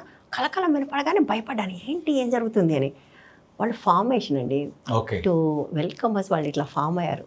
ఫామ్ అయ్యి అందరూ నిలబడి వెళ్తుంటే లాల్ సలాం కామ్రేడ్ అని ప్రతి వాళ్ళు షేక్ హ్యాండ్ ఇస్తుంటే that was like wow moment. అది ఆల్మోస్ట్ ఒక మిలిటరీ ఒక జర్నలిస్ట్ ని వెల్కమ్ చేసినట్టుగా చేశాను. Army PLG. ఎందుకంటే మేము వచ్చాం కాబట్టి జనరల్గా ఒక స్క్వాడ్లో అంతమంది ఉండరు. బట్ మేము వచ్చాము, మాకు చూపించాల్సిన బాధ్యత ఒక బస్తర్ డివిజన్ సెక్రటరీకి పాక హనుమంత్ అని మొన్న ఒక 2-3 months బ్యాక్ నల్గొండ ఆయన గణేష్ అనే పేరుతో ఉండేవాడు. గణేష్ ఉయికే ఆయన పేరు. అక్కడ లోపల వాళ్ళందరూ ఆదివాసీ పేర్లు పెట్టుకుంటారు కదా చనిపోయిన వాళ్ళ పేరు. ఆయన మాకు తిప్పడానికి చూపించడానికి. నా టైం ఎట్లా ఉందంటే ఫస్ట్ 2 times ఇంకా అందరు సెక్రటరీస్ వచ్చారు కలవటానికి నన్ను. మొత్తం అక్కడ నిర్మల, మీకు మైనా వాళ్ళందరూ కూడా వచ్చారు. బట్ 2 సార్లు రాకపోతే ఈసారి కూడా రాదు అనుకుంటే వాళ్ళు రాలేదు, లేకపోతే వాళ్ళందరూ కూడా కలిసేదాన్ని నేను. సో ఆయన వచ్చారు, ఇంకా ఆయన నెక్స్ట్ 10 రోజులు ఆయనతో జర్నీ. ఓకే. వాళ్ళకి ముందే క్లియర్గా కదా మీరు ఏం చేస్తారు లోపల, I want to see the moment in flesh and blood, not in numbers. అది చాలా క్లియర్గా చెప్పాను. మూమెంట్ దాని రక్త మాంసాలతో నేను చూద్దాం అనుకుంటున్నాను. నాకు అది ఇంకా నెక్స్ట్ 10 days వాళ్ళతో పాటు వాళ్ళు చేసే అనేక ప్లేసెస్కి వెళ్ళాను. ఎంతెంత చెరువులండి మనకి ఇక్కడ, కోట్లు పెడితే కూడా ఇంత పని కాదు అక్కడ. ఎంతెంత పెద్దవి. నేను ఒక చెరువు విజువల్స్ కూడా నేను యాక్చువల్గా తర్వాత CNN IPLలో వచ్చాయి. ఎంత పెద్ద చెరువు అంటే మన హుసేన్ సాగర్ అంతా ఆల్మోస్ట్ అంత ఉంటుంది. సో వాళ్ళు కట్టే చెరువులు అవన్నీ అక్కడ చూశాను. ఎందుకు ఈ చెరువులు అసలు నేను అర్థం చేసుకోవడానికి ట్రై చేస్తే ఇవన్నీ ఎందుకు చేస్తున్నారు. నేను అక్కడ గణేష్ ఒక క్వశ్చన్ కూడా అడిగాను, మీరు వచ్చింది ఇక్కడ విప్లవం చేయడానికి, బస్తర్ సెక్రటరీ, అదే పాక హనుమంతు మొన్న చనిపోయిన ఆయన, మొన్న చంపేసిన ఆయన ఎందుకు మీరు పని చేస్తున్నారు, మీకేంటి, మీరు ఇక్కడికి వచ్చింది విప్లవ నిర్మాణం కదా, ఇక్కడికి వచ్చి చెరువులు ఎందుకు కడుతున్నారు, ఇంకా చిన్న బళ్ళు ఎందుకు కడుతున్నారు, స్కూళ్ళు కట్టారు లోపల, తర్వాత చెరువులు కడుతున్నారు, ఇవన్నీ ఎందుకు చేస్తున్నారంటే ఆయన ఏమన్నంటే ఆకలితో ఉన్న వాళ్ళకు విప్లవం ఎక్కదు, ఇక్కడ వాళ్ళు ఆదివాసీలో లైఫ్ స్పాన్ ఓన్లీ 40 సంవత్సరాలే. ఓకే. ఎవరు 40 దాటి బతకరు బికాస్ ఆఫ్ మలేరియాస్ అన్ని వాటి వల్ల. అదొకటే కాకుండా ఇక్కడ హంగర్ చాలా ఎక్కువ. ఇంత పెద్ద అడవిలో హంగర్ ఏంటి అని మీరు అనుకుంటారు, చాలా హంగర్ ఉంటుంది ఇక్కడ. వ్యవసాయం చేయకపోవడం వల్ల వాళ్ళు అప్పటికి ఇంకా స్థిర వ్యవసాయం చేయట్లేదు. స్థిర వ్యవసాయం లేకపోవటం వల్ల దొరికింది తినటం అనే దాంతో చాలా సమస్యలు వస్తున్నాయి. అందుకోసం ముందు వాళ్ళని స్థిర వ్యవసాయంలో ప్రవేశపెడితే, పోడు వ్యవసాయం కాకుండా స్థిర వ్యవసాయం పెట్టినప్పుడు అడవి రక్షిస్తారు, వాళ్ళు కూడా బతుకుతారు అని వాళ్ళు అది అందుకని వాళ్ళు అందులోకి దిగారు. ఇక్కడ దాకా నుంచి వాళ్ళు విప్లవం నిర్మించడానికి వెళ్ళి వాళ్ళు వ్యవసాయం చేయడం, చెరువులు కట్టడం. ఎందుకు వాళ్ళకి స్థిర వ్యవసాయం లేదు అంటే వర్షాధారం. మనకి ఇక్కడ నుంచి వెళ్ళిన వాళ్ళకి, ముఖ్యంగా తెలంగాణ నుంచి వెళ్ళిన వాళ్ళకి తెలుసు చెరువులు ఇంపార్టెన్స్ తెలుసు. సో వాళ్ళు అది ట్రై చేశారు ఇంప్లిమెంట్ చేయడానికి. నేను ఒక చెరువు గురించి చెప్తున్నాను కదా, నేను దాన్ని చాలా ఎక్స్టెన్సివ్గా డాక్యుమెంట్ చేశాను ఆ వర్క్ని. 2 గట్లకు మధ్య ఒక 2-3 కిలోమీటర్లు ఉంటుంది. అసలు గట్టు పొడవే 2 కిలోమీటర్లు ఉంటుంది. అంత పెద్దది. వాళ్ళు 2-3 సీజన్స్లో ఫినిష్ చేశారు. వాళ్ళకి జేసీబీ మిషన్స్ లేవు, ఎలాంటి మిషనరీ లేదు, చేతులతో చేతులతో. వాళ్ళు ఎట్లా అంటే ఇది ఎన్ని గ్రామాలకు పనికొస్తుంది, ఆ గ్రామాల వాళ్ళందరూ కూర్చుని ప్రతి ఇంటి నుంచి వచ్చి పని చేయాలి, ఈ పద్ధతి వాళ్ళది. సో అట్లా వాళ్ళు 1 సంవత్సరంలో అయిపోతుంది. 2-3 సమ్మర్లు పట్టింది. నేను ఒక సమ్మర్ వెళ్ళాను కదా, అప్పుడు ఇంకా పని జరుగుతుంది. ఒక 3 సమ్మర్ నేను వెళ్ళినప్పటికి అయిపోయి, దానిలో వాళ్ళు ఒక్కటి ఏం కొన్నారంటే తూముకి పెట్టే సిమెంట్ ఉంటుంది కదా, అదొక్కటి మాత్రమే బయట నుంచి వచ్చింది. మిగిలిందంతా వాళ్ళ ఉత్త చేతులతో. మీరు నమ్మర వర్క్ జరుగుతున్నప్పుడు కొన్ని 100 మంది ఒక్క మాట మాట్లాడకుండా పనిచేస్తున్నారు. అసలు వాళ్ళు ఇంకొకటి నాకు అర్థమైందంటే, అడవిలో వాళ్ళ చెవులు చాలా షార్ప్ ఉంటాయి, వెరీ షార్ప్. ఒకరోజు మేము గట్టుకు అటువైపు ఉన్నాం, పూర్తిగా చెరువు కవతల ఇక్కడ వర్క్ జరుగుతుంది, అంటే 2 కిలోమీటర్స్ దూరంలో. ఇక్కడ నుంచి ఆయన ఎవరికో ఏదో చెప్పాలి. ఇప్పుడు మనం ఏ డెసిబుల్లో మాట్లాడుతున్నామో ఆ డెసిబుల్లో ఆయన ఇంతకంటే కొంచెం అన్నాడు, అంటే అక్కడ నుంచి ఆయన రెస్పాండ్ అయ్యాడు. నేను ఆశ్చర్యపోయాను, అదేంటండి మీరు ఇక్కడ మాట్లాడితే ఆయన ఎట్లా అంటే, ఇక్కడ బాగా అందరికీ చెవులు బాగా పనిచేస్తాయి అరే అట్లా. సో ఇంకా స్థిర వ్యవసాయము, అన్నిటికంటే ముఖ్యంగా బడులు, స్కూళ్ళు బాగా వీళ్ళే. వాళ్ళు ఏం చేసేవాళ్ళు అంటే వీళ్ళే టీచ్ చేసేవాళ్ళు. కానీ చాలా తొందరగా మీకు అక్కడ వీళ్ళు అంటే ఎవరు, వీళ్ళు వాళ్ళనే తేడా లేదు. మీకు నేను వెళ్ళినప్పుడు నేను చూసింది ఏంటంటే ఆల్మోస్ట్ 80-90% లోకల్సే స్క్వాడ్ మెంబర్స్, స్క్వాడ్ లీడర్స్ కూడా వాళ్ళు, స్క్వాడ్ కమాండర్స్ అంటారు కదా. నేనున్న squad commander Adivasi, deputy squad commander కాదు, మిగిలిన వాళ్ళందరూ కూడా ఆదివాసీలే. సో వాళ్ళే ఇందులో ఉండేవాళ్ళు. ఎట్లా ఉంటుందంటే అక్కడ మనకు ఇక్కడ జనరల్గా పోలీసులో చేరడం గొప్ప చూస్తాం కదా, అక్కడ స్క్వాడ్లో చేరడం గొప్ప, ఆర్మీ అన్నట్టు. వాళ్ళు ఆర్మీ కింద చూస్తారు దాన్ని, చాలా గర్వంగా ఫీల్ అవుతారు వాళ్ళు అందులో ఉంటారు, ఆ యూనిఫామ్ వేసుకుని. సో వాళ్ళు ట్రైన్ చేసేవాళ్ళు. అందరికీ స్క్వాడ్స్లో చదువు compulsory, everyday time for education చదువుకుంటుంది. అందరు కూర్చొని చదవాల్సిందే. రాని వాళ్ళు నేర్చుకోవాలి, అక్షరాలు రాని వాళ్ళు అక్షరాలు నేర్చుకోవాలి, నేర్పించే వాళ్ళు ఉంటారు, చదివేవాళ్ళు చదవాలి. అది కంపల్సరీ ఎవ్రీడే 1 hour 2 hours ఉంటుంది, ఎవ్రీడే ఉంటుంది అది. సో చదువు అనేది చాలా కీలకం. వీళ్ళు చదువుకున్నప్పుడు మరి వాళ్ళకి ఎట్లా చదువు చెప్పకుండా ఉంటారు, చదువు వాళ్ళకు కూడా చెప్పడం. వాళ్ళు ఏం చేసేవాళ్ళంటే దగ్గరలో ఉండే గురుకులాలు వాటితో టచ్ చేసి ఒక బ్రిడ్జ్ లాగా కొంత చదివించి అక్కడికి పంపించేవాళ్ళు పిల్లల్ని. అంటే ఒక ప్రైమరీ అంతా ఇక్కడ ఫినిష్ చదివించిన చేయించి తర్వాత ఆ గవర్నమెంట్ స్కూళ్ళకు స్కూల్స్కి పంపించేవాళ్ళు. అట్లా చేసేవాళ్ళు. అంటే అసలు అక్కడికి ఏంటంటే అక్కడికి వచ్చిన ప్రభుత్వానికి సంబంధించిన డిపార్ట్మెంట్స్ రెండే. ఒకటి పోలీసు, ఇంకోటి ఫారెస్ట్. రెండు కూడా మోస్ట్ అప్రెసివ్. ఆదివాసీలు మనుషుల కింద చూడలేదు అవి ఇవి ఎప్పుడు. వాళ్ళని ఒక ఇన్వేడర్స్ కింద చూశారు. నిజానికి ఇన్వేడర్స్ ఎవరు? మనం. అది వాళ్ళ నేల, మైదాన ప్రాంతం నుంచి వెళ్ళినా మనం కదా. ఇప్పుడు అసలు ఈ ల్యాండ్ నీది అని చెప్పడానికి నువ్వెవరు? కరెక్ట్. ఆ అడవి పుట్టినప్పటి నుంచి వాళ్ళు ఉన్నారు. నువ్వు అడవి బయట ఉండి ఈ అడవి ఎవరిది అని నువ్వు ఒక చట్టం చేసి వెళ్ళి వాళ్ళ మీద ఇంప్లిమెంట్ చేయడానికి ట్రై చేస్తున్నావు. తప్పు కదా అది. అది ఆ పని చేయడానికి వెళ్ళేది ఎవరు? పోలీసులు, ఫారెస్ట్. వీళ్ళు వెరీ అప్రెసివ్. వాళ్ళతో ఎప్పుడు సుహృద్భావం లేదు. వాళ్ళతో ఎప్పుడు కొట్లాట్లే. అంటే కొట్లాట్లే ఉంటుంది. వాళ్ళు ఏం కొట్లాడతారు వీళ్ళతో పాపం. సో అప్పుడు వచ్చి వీళ్ళ గురించి మాట్లాడిన మొట్టమొదటి మనుషులు వీళ్ళు వెళ్ళింది 1980s. కొండపల్లి సీతారామయ్య గారు ఆలోచన ఇది. మనం చైనాలో ఏదైతే ఉందో విముక్తి ప్రాంతాలు లాంటిది ఒకటి ఉండాలి, ఒక గెరిల్లా బేస్ ఉండాలి. అందుకోసం వెళ్ళాను నేను. వీళ్ళు వెళ్ళిందేమో గెరిల్లా బేస్ తయారు చేయడానికి. అక్కడికి వెళ్ళి వంటలు, అక్కడికి వెళ్ళి పంటలు, బడులు, చెరువులు, ఈ పనిలో ఉన్నారు వాళ్ళు. సో నేను అడిగినప్పుడు ఆయన అదే అన్నాడు, ప్రజలు ఆకలితో ఉన్నప్పుడు విప్లవం ఎక్కదో, ముందు ప్రాథమిక అవసరాలు తీరిన తర్వాత ఏమైనా చేయొచ్చు అని. బట్ నాకు ఇప్పుడు వెన్ ఐ లుక్ బ్యాక్ అదే ఎక్కడో దెబ్బతీసిందేమో. అక్కడ ఉన్న వాళ్ళందరినీ వాళ్ళ చదువు పేరుతో బయటకు పంపించాక వాళ్ళని స్టేట్ పికప్ చేసిన తర్వాత నయానో భయానో ఏదో రకంగా పికప్ చేసింది. చేసి వాళ్ళనే వీళ్ళకి వ్యతిరేకంగా తయారు కూడా చేసింది కదా. అది యా. ఇదేమో వాళ్ళు అక్కడ ఏం పని చేస్తున్నారు అనేది. ఈ పని వెరీ ఇంట్రెస్టింగ్ ఉండేది. వీళ్ళు ఎట్లా, నా అబ్జర్వేషన్ అంతా ఫ్లెష్ అండ్ బ్లడ్ కదా. వీళ్ళు వెళ్ళినప్పుడు విలేజ్ ఎట్లా రెస్పాండ్ అవుతారు, భలే ఉండేదండి అసలు. ఇప్పుడు రక్షకులే అనుకుంటాం. పోలీసు వాడు మన ఇంటికి వస్తే వాడి తుపాకీ మనం ముట్టుకుంటామా? ముట్టుకోలేము కదా. అక్కడికి వెళ్తే వాళ్ళందరూ వెళ్ళి పిల్లలు వచ్చి దాన్ని తీసుకుని వాళ్ళు వెంటనే అందులోంచి ల్యాచ్ తీసేసి ఇస్తారు. మంచిగా చూస్తారు, ఆడుకుంటారు. అక్కడ పిల్లలు పోలీసు దొంగ ఆడుకుంటారు. అందులో police villain, police naxalite, police Naxal అని ఆట ఆడతారు వాళ్ళు. పోలీస్ విలన్ అందులో ఆ స్టోరీ అంబుష్ చేస్తారు. పిల్లలందరికీ అంబుష్ తెలుసు. వెరీ ఇంట్రెస్టింగ్ ఉంటుంది అంబుష్ అసలు. ఆ గేమ్లో వాళ్ళు అంబుష్ అని పిల్లలందరూ పరిగెత్తి ఎట్లా చేస్తారు అట్లా ఉంటాయి అనమాట. పిల్లల ఆటలు కూడా. అంటే everything is affected with the moment. వాళ్ళు ఆదివాసీలు మొట్టమొదట వాళ్ళ కోసం మాట్లాడేవాళ్ళని, వాళ్ళ కోసం నిలబడేవాళ్ళని వాళ్ళ జీవితంలో మొదటిసారి చూశారు. అందుకోసం అన్ని సంవత్సరాల మూమెంట్ అక్కడ సస్టైన్ అయింది. లేకపోతే ఇప్పుడు కూడా మీరు లొంగిపోతున్న వాళ్ళు వందల ఆదివాసీలు ఎందుకున్నారు చెప్పండి కదా. వాళ్ళందరినీ ఎవరు బలవంతంగా జాయిన్ చేస్తారు? ఇంకా మోస్ట్ ఇంట్రెస్టింగ్ ఏంటంటే ఎవ్రీ స్కాడ్లో 30 to 40% గర్ల్స్, అమ్మాయిలు. ఎందుకు? వీళ్ళు వెళ్ళిన తర్వాతనే అమ్మాయిలకు పెళ్లి తర్వాత కూడా బ్లౌజ్ వేసుకునే హక్కు కోసం ఫైట్ చేశారు. అప్పటిదాకా ఎవరు చేయలేదు. అది రైట్ ఆ రాంగ్ అనేది వేరే క్వశ్చన్. ఎందుకంటే నన్ను ఒక సోషాలజిస్ట్ క్వశ్చన్ చేసింది, ఎందుకు బ్లౌజ్ వేసుకోవాలి? అది వాళ్ళ కల్చర్ అయినప్పుడు వాళ్ళ కల్చర్ లేదు కదా. అంటే నిజానికి ఆ మాటకు వస్తే ఇండియాలో కూడా బ్లౌజ్ ఒక విక్టోరియన్ సాంప్రదాయం వల్లే వచ్చింది. బ్రిటిషర్స్ వచ్చాకనే బ్లౌజ్ వేసుకోవడం అనేది లేదు కదా. అది అంటే బ్రిటిష్ వాళ్ళు చేసిన దానికి పార్టీ చేసిన దానికి తేడా ఏంటనే క్వశ్చన్ కూడా నన్ను అడిగింది. డెఫినెట్గా అఫ్ కోర్స్ అది వ్యాలిడ్ క్వశ్చన్, నేను కాదనట్లేదు. But women they thought it is empowering.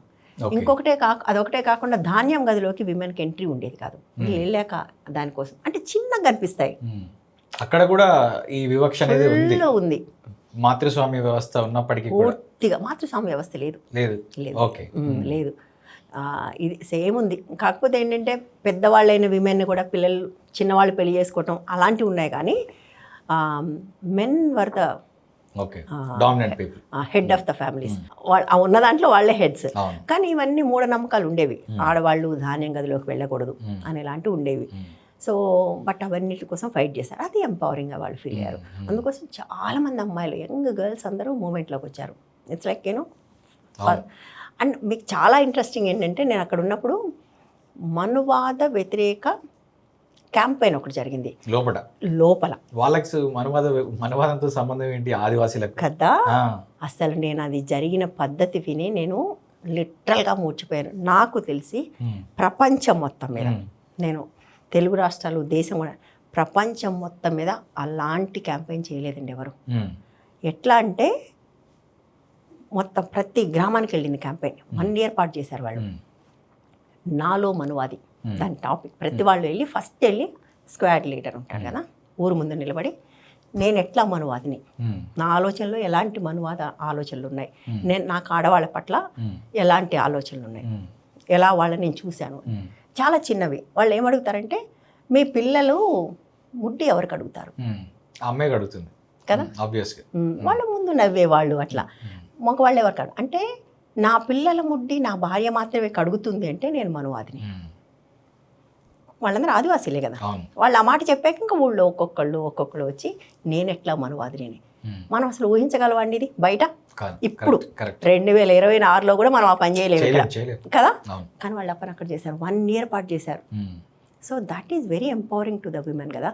వాళ్ళు ఇది సహజమే అనుకున్నవన్నీ కూడా ఇది సహజం కాదు అనేది వీళ్ళు చేశారు.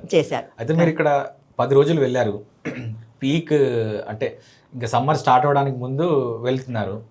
ఆ టైంలో నాకు తెలిసి మార్చ్ హోలీ పీరియడ్లో ఆ టైంలో ప్రకృతి మొత్తం ఒక పూలతో నిండి ఉంటుంది. Purple colour, yellow colour, pink colour, orange colour, red colour, చాలా అద్భుతంగా ఉంటుంది. చాలా అంటే ఉద్యానవనంలోకి కానీ నేను చెప్పమంటారా, నేను చాలా లక్కీ అండి. ఇప్పుడు నేను మీతో చెప్తుంటే మీకు చాలా ఆసక్తికరంగా బాగుంది కదా. బట్ విప్లవ జీవితం అట్లా ఉండదు. వాళ్ళు చాలా కష్టాల్లో ఉంటారు. The 1 and only month or 2 months, February March, ఈ 2 నెలలే వాళ్ళు ఎంతో కొంత నార్మల్ లైఫ్ లీడ్ చేయగలరు. మిగిలిన టైం అంతా చాలా కష్టాలు ఉంటాయండి. సమ్మర్ చాలా టఫ్ ఉంటుంది. ఇంకా రైనీ సీజన్ అయితే చెప్పాను కదండి, ప్లాస్టిక్ జెల్లీ వేసుకుని పడుకోవాలి. వర్షం ఆగకుండా కురుస్తుంది రోజుల తరబడి. ఎక్కడ గుడారం వేసుకొని అందరు కూర్చుంటారు, రోజుల తరబడి కూర్చుంటారు. వాళ్ళు ఆ వర్షంలోనే మారుస్తారు, క్యాంపులు మారుస్తుంటారు, వెళ్తుంటారు. వాళ్ళు ఒక చోట 12 గంటలకు మించి ఉండరు. ఏదైనా 12 గంటల్లో అక్కడ నుంచి వాళ్ళ పార్ట్ ఆఫ్ దేర్ యుద్ధ తంత్రం అనుకోండి, వాటెవర్ గెరిల్లా వార్ఫేర్. ఎవరైనా any squad has to move 12 hours. ఎంత వర్షం ఉన్నా ఏం జరుగుతున్నా మూవ్ అవ్వాల్సిందే. తడుస్తుంటారు, 6 బట్టలు అట్లే ఉంటారు. నేను వెళ్ళినప్పుడు అద్భుతమైన టైం అది, కానీ అట్లా ఉండదు.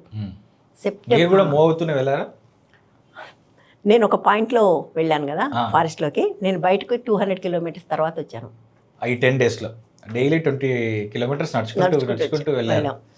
ఎన్ని కిలోమీటర్లకు ఒకసారి మీకు ఆదివాసీ హ్యామ్లెట్స్ కనిపించేవి? ఎవ్రీడే కనిపించేవి. వాళ్ళు గ్రామం దగ్గరే క్యాంప్ చేస్తారు, గ్రామంలో చెయ్యరు, గ్రామం దగ్గర చేస్తారు.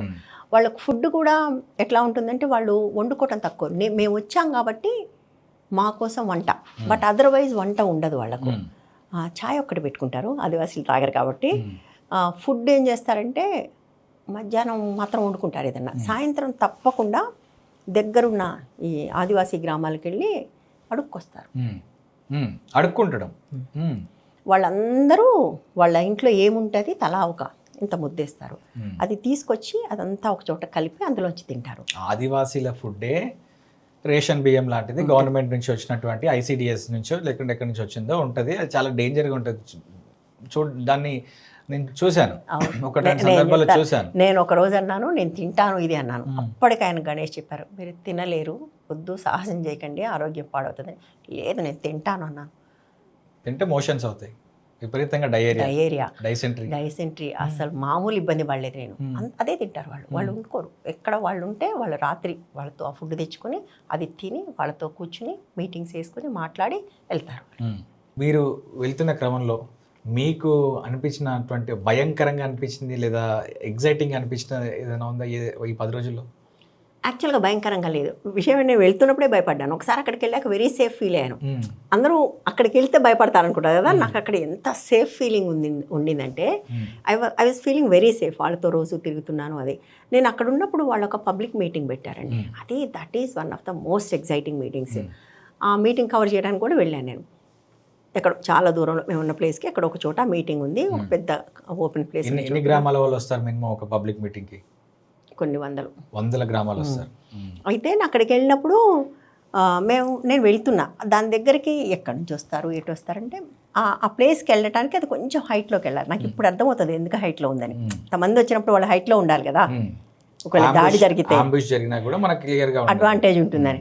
అక్కడ దాకా వెళ్ళి హైట్లో ఇట్లా వెళ్తుంటే చూస్తే అడవిలో అనేక వైపుల నుంచి జనము చీమల దండలాగా చీమల దండలాగా వస్తున్నారు అందరూ, తపాళాలు అన్నీ ఉమ్, ప్రతి వాళ్ళ ఒంటి మీద తల మీద గిన్నెలు ఉన్నాయి.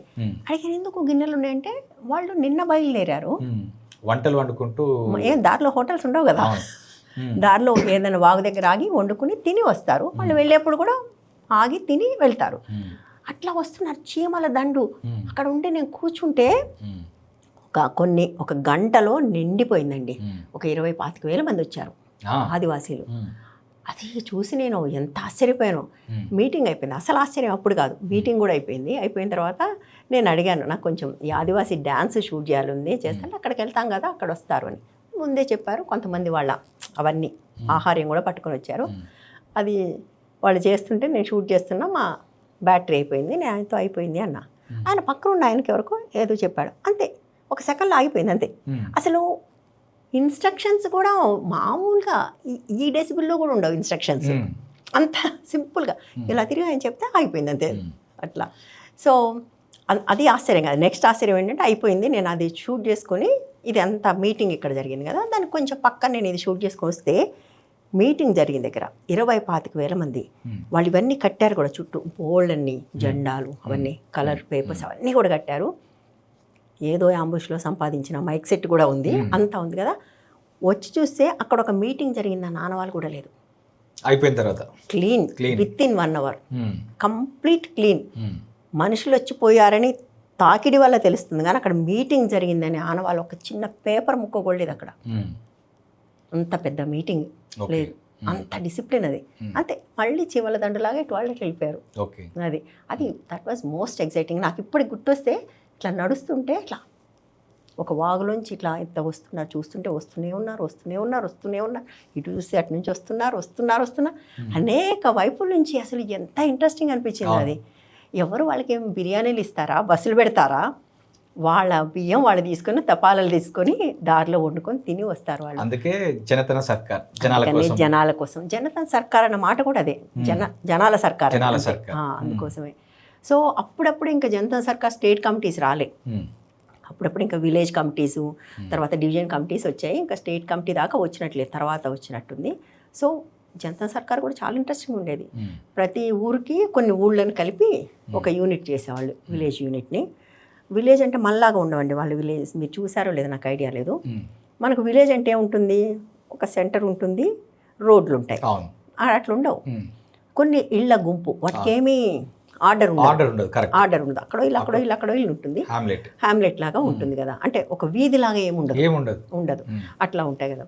సో వాటన్నిటిని కలిపి ఈ విలేజెస్ తక్షణ అవసరం ఏంటి, ఇక్కడ సమస్య ఏంటి, ఫుడ్డా, ఎడ్యుకేషనా, ఇవి మెయిన్. ఇవి రెండు, ఫుడ్ అండ్ ఎడ్యుకేషన్, ఈ రెండింటిని అందించాలంటే ఏం చేయాలి, దానికోసం మనం ఏం చేయగలం అని వాళ్ళు బడి కట్టుకోవటమా, చెరువు కట్టుకోవటమా, ఇంకా కాలువ తవ్వుకోవటమా, ఈ పనులు డిసైడ్ చేసుకుని వాళ్ళు ఒక టార్గెట్ పెట్టుకొని చేస్తారు. జనతా సర్కార్ చేసిన పని అదేనండి, మేజర్గా ఎడ్యుకేషన్ అండ్ వ్యవసాయానికి సంబంధించిన సుస్థిర వ్యవసాయానికి అవసరమైన ఏర్పాట్లు, ఇవి రెండే మేజర్గా జరిగాయి ఇక్కడ. కానీ మేడం వాళ్ళు ఈ ఆధార్ కార్డులు తీసుకోవద్దు, తర్వాత ప్రభుత్వం నుంచి వచ్చేటువంటి ఈ బేసిక్ ICDS నుంచి వచ్చేటువంటి ఫుడ్ రేషన్ కానీ అలాంటివి ఏమి తీసుకోవద్దు అని చెప్పి ఈ ప్రజల్ని కట్టడి చేస్తుంటారు. అసలు అభివృద్ధికి ఆటంకం వీళ్ళే అని చెప్పేసి బయట ఒక ప్రచారం జరుగుతుంటుంది, అది ఎంతవరకు వస్తుంది? వాళ్ళు 1980s వెళ్ళారండి అక్కడికి, అప్పటిదాకా ఎవరు ఆపారు వాళ్ళు అభివృద్ధి చేయకుండా? ఓకే కదా, ఎవరు ఆపారు? అసలు వాళ్ళు ఉన్నారని మీరు గుర్తించలే. దాన్ని అబూజ్ మాడని ఎందుకంటారు? ఎవరికి తెలియని ప్రాంతం అని కదా, అబూజ్ మాడ అనే మాట అట్లా వచ్చింది కదా. అక్కడ జనం ఉన్నారని నువ్వు గుర్తించలేదు ఇప్పుడు. అక్కడ ఒక మనుషులు ఉన్నారు, వాళ్ళకి అవసరాలు ఉంటాయి, వాళ్ళకి కూడా జ్వరం వస్తుంది, మలేరియా వస్తుంది, ప్రతి సీజన్లో చచ్చిపోతుంటారు, పిల్లలు చచ్చిపోతారు, పెద్దలు చచ్చిపోతారు, ఎవరైనా వీళ్ళందరినీ ఎవరు పట్టించుకోకుండా ఎవరు ఆపారు మిమ్మల్ని? మీరు వెళ్ళిన తర్వాత అభివృద్ధికి ఆటంకం అంటున్నారు కదా, అప్పటిదాకా ఎవరు ఆపారు వాళ్ళని కదా? అప్పుడు వెళ్ళారు, ఎవరు వెళ్ళారు? ముగ్గురు వెళ్ళారు. యాక్చువల్గా నేను పోలీస్ అండ్ ఫారెస్ట్ అని చెప్పాను, మూడోది మైనర్స్ వెళ్ళారు మైనింగ్ చేయడానికి కదా. కార్పొరేట్ కంపెనీలు వెళ్ళాయి, పోలీస్ వెళ్ళింది, ఫారెస్ట్ వెళ్ళింది, స్కూల్ పోలేదు, ICDS పోలేదు, రేషన్ పోలేదు పోలేదు. పోలేదు కదా. ఇవన్నీ ఎప్పుడు మొదలు పెట్టారు? వాళ్ళు వచ్చాక కదా నువ్వు మొదలు పెట్టావు కదా. కరెక్ట్. అంటే మనకు నరేటివ్ ఏంటి, ఎక్కడ మొదలైందనే చూడాలి మనం, రైట్? దాని ఎవల్యూషన్ ఎక్కడ అనేది ఎవల్యూషన్ అనేది ఎక్కడ అని. బహుశా చేసి ఉంటారు వాళ్ళు, బట్ ఆ తర్వాత వాళ్ళు అదేమి పెట్టలేదు. ఎందుకంటే గవర్నమెంట్ నుంచి వచ్చి తీసుకోవాలనే దానికే వాళ్ళు వచ్చారు. వాళ్ళు కట్టడేం చేయలేదు. బట్ నేను చూశాను కదండి, కట్టడేం ఉండదు. అందరు కూర్చొని మాట్లాడుకుంటారు, మనం ఇది చేద్దాం డిస్కస్ చేసుకుంటారు వాళ్ళు. ఇప్పుడు మనం ఒక ఇన్ఫ్లుయెన్స్లో ఉన్నప్పుడు వాళ్ళు చెప్పేది కరెక్ట్ అనిపిస్తుంది కదా. సో విలేజెస్ కూడా ఓకే, మనం ఎందుకు ప్రభుత్వం నుంచి తీసుకోకూడదు అనేది బహుశా కన్విన్స్ అయ్యి ఉంటారు. రోడ్లని వ్యతిరేకించారు, ఎస్ నేను ఒప్పుకుంటా.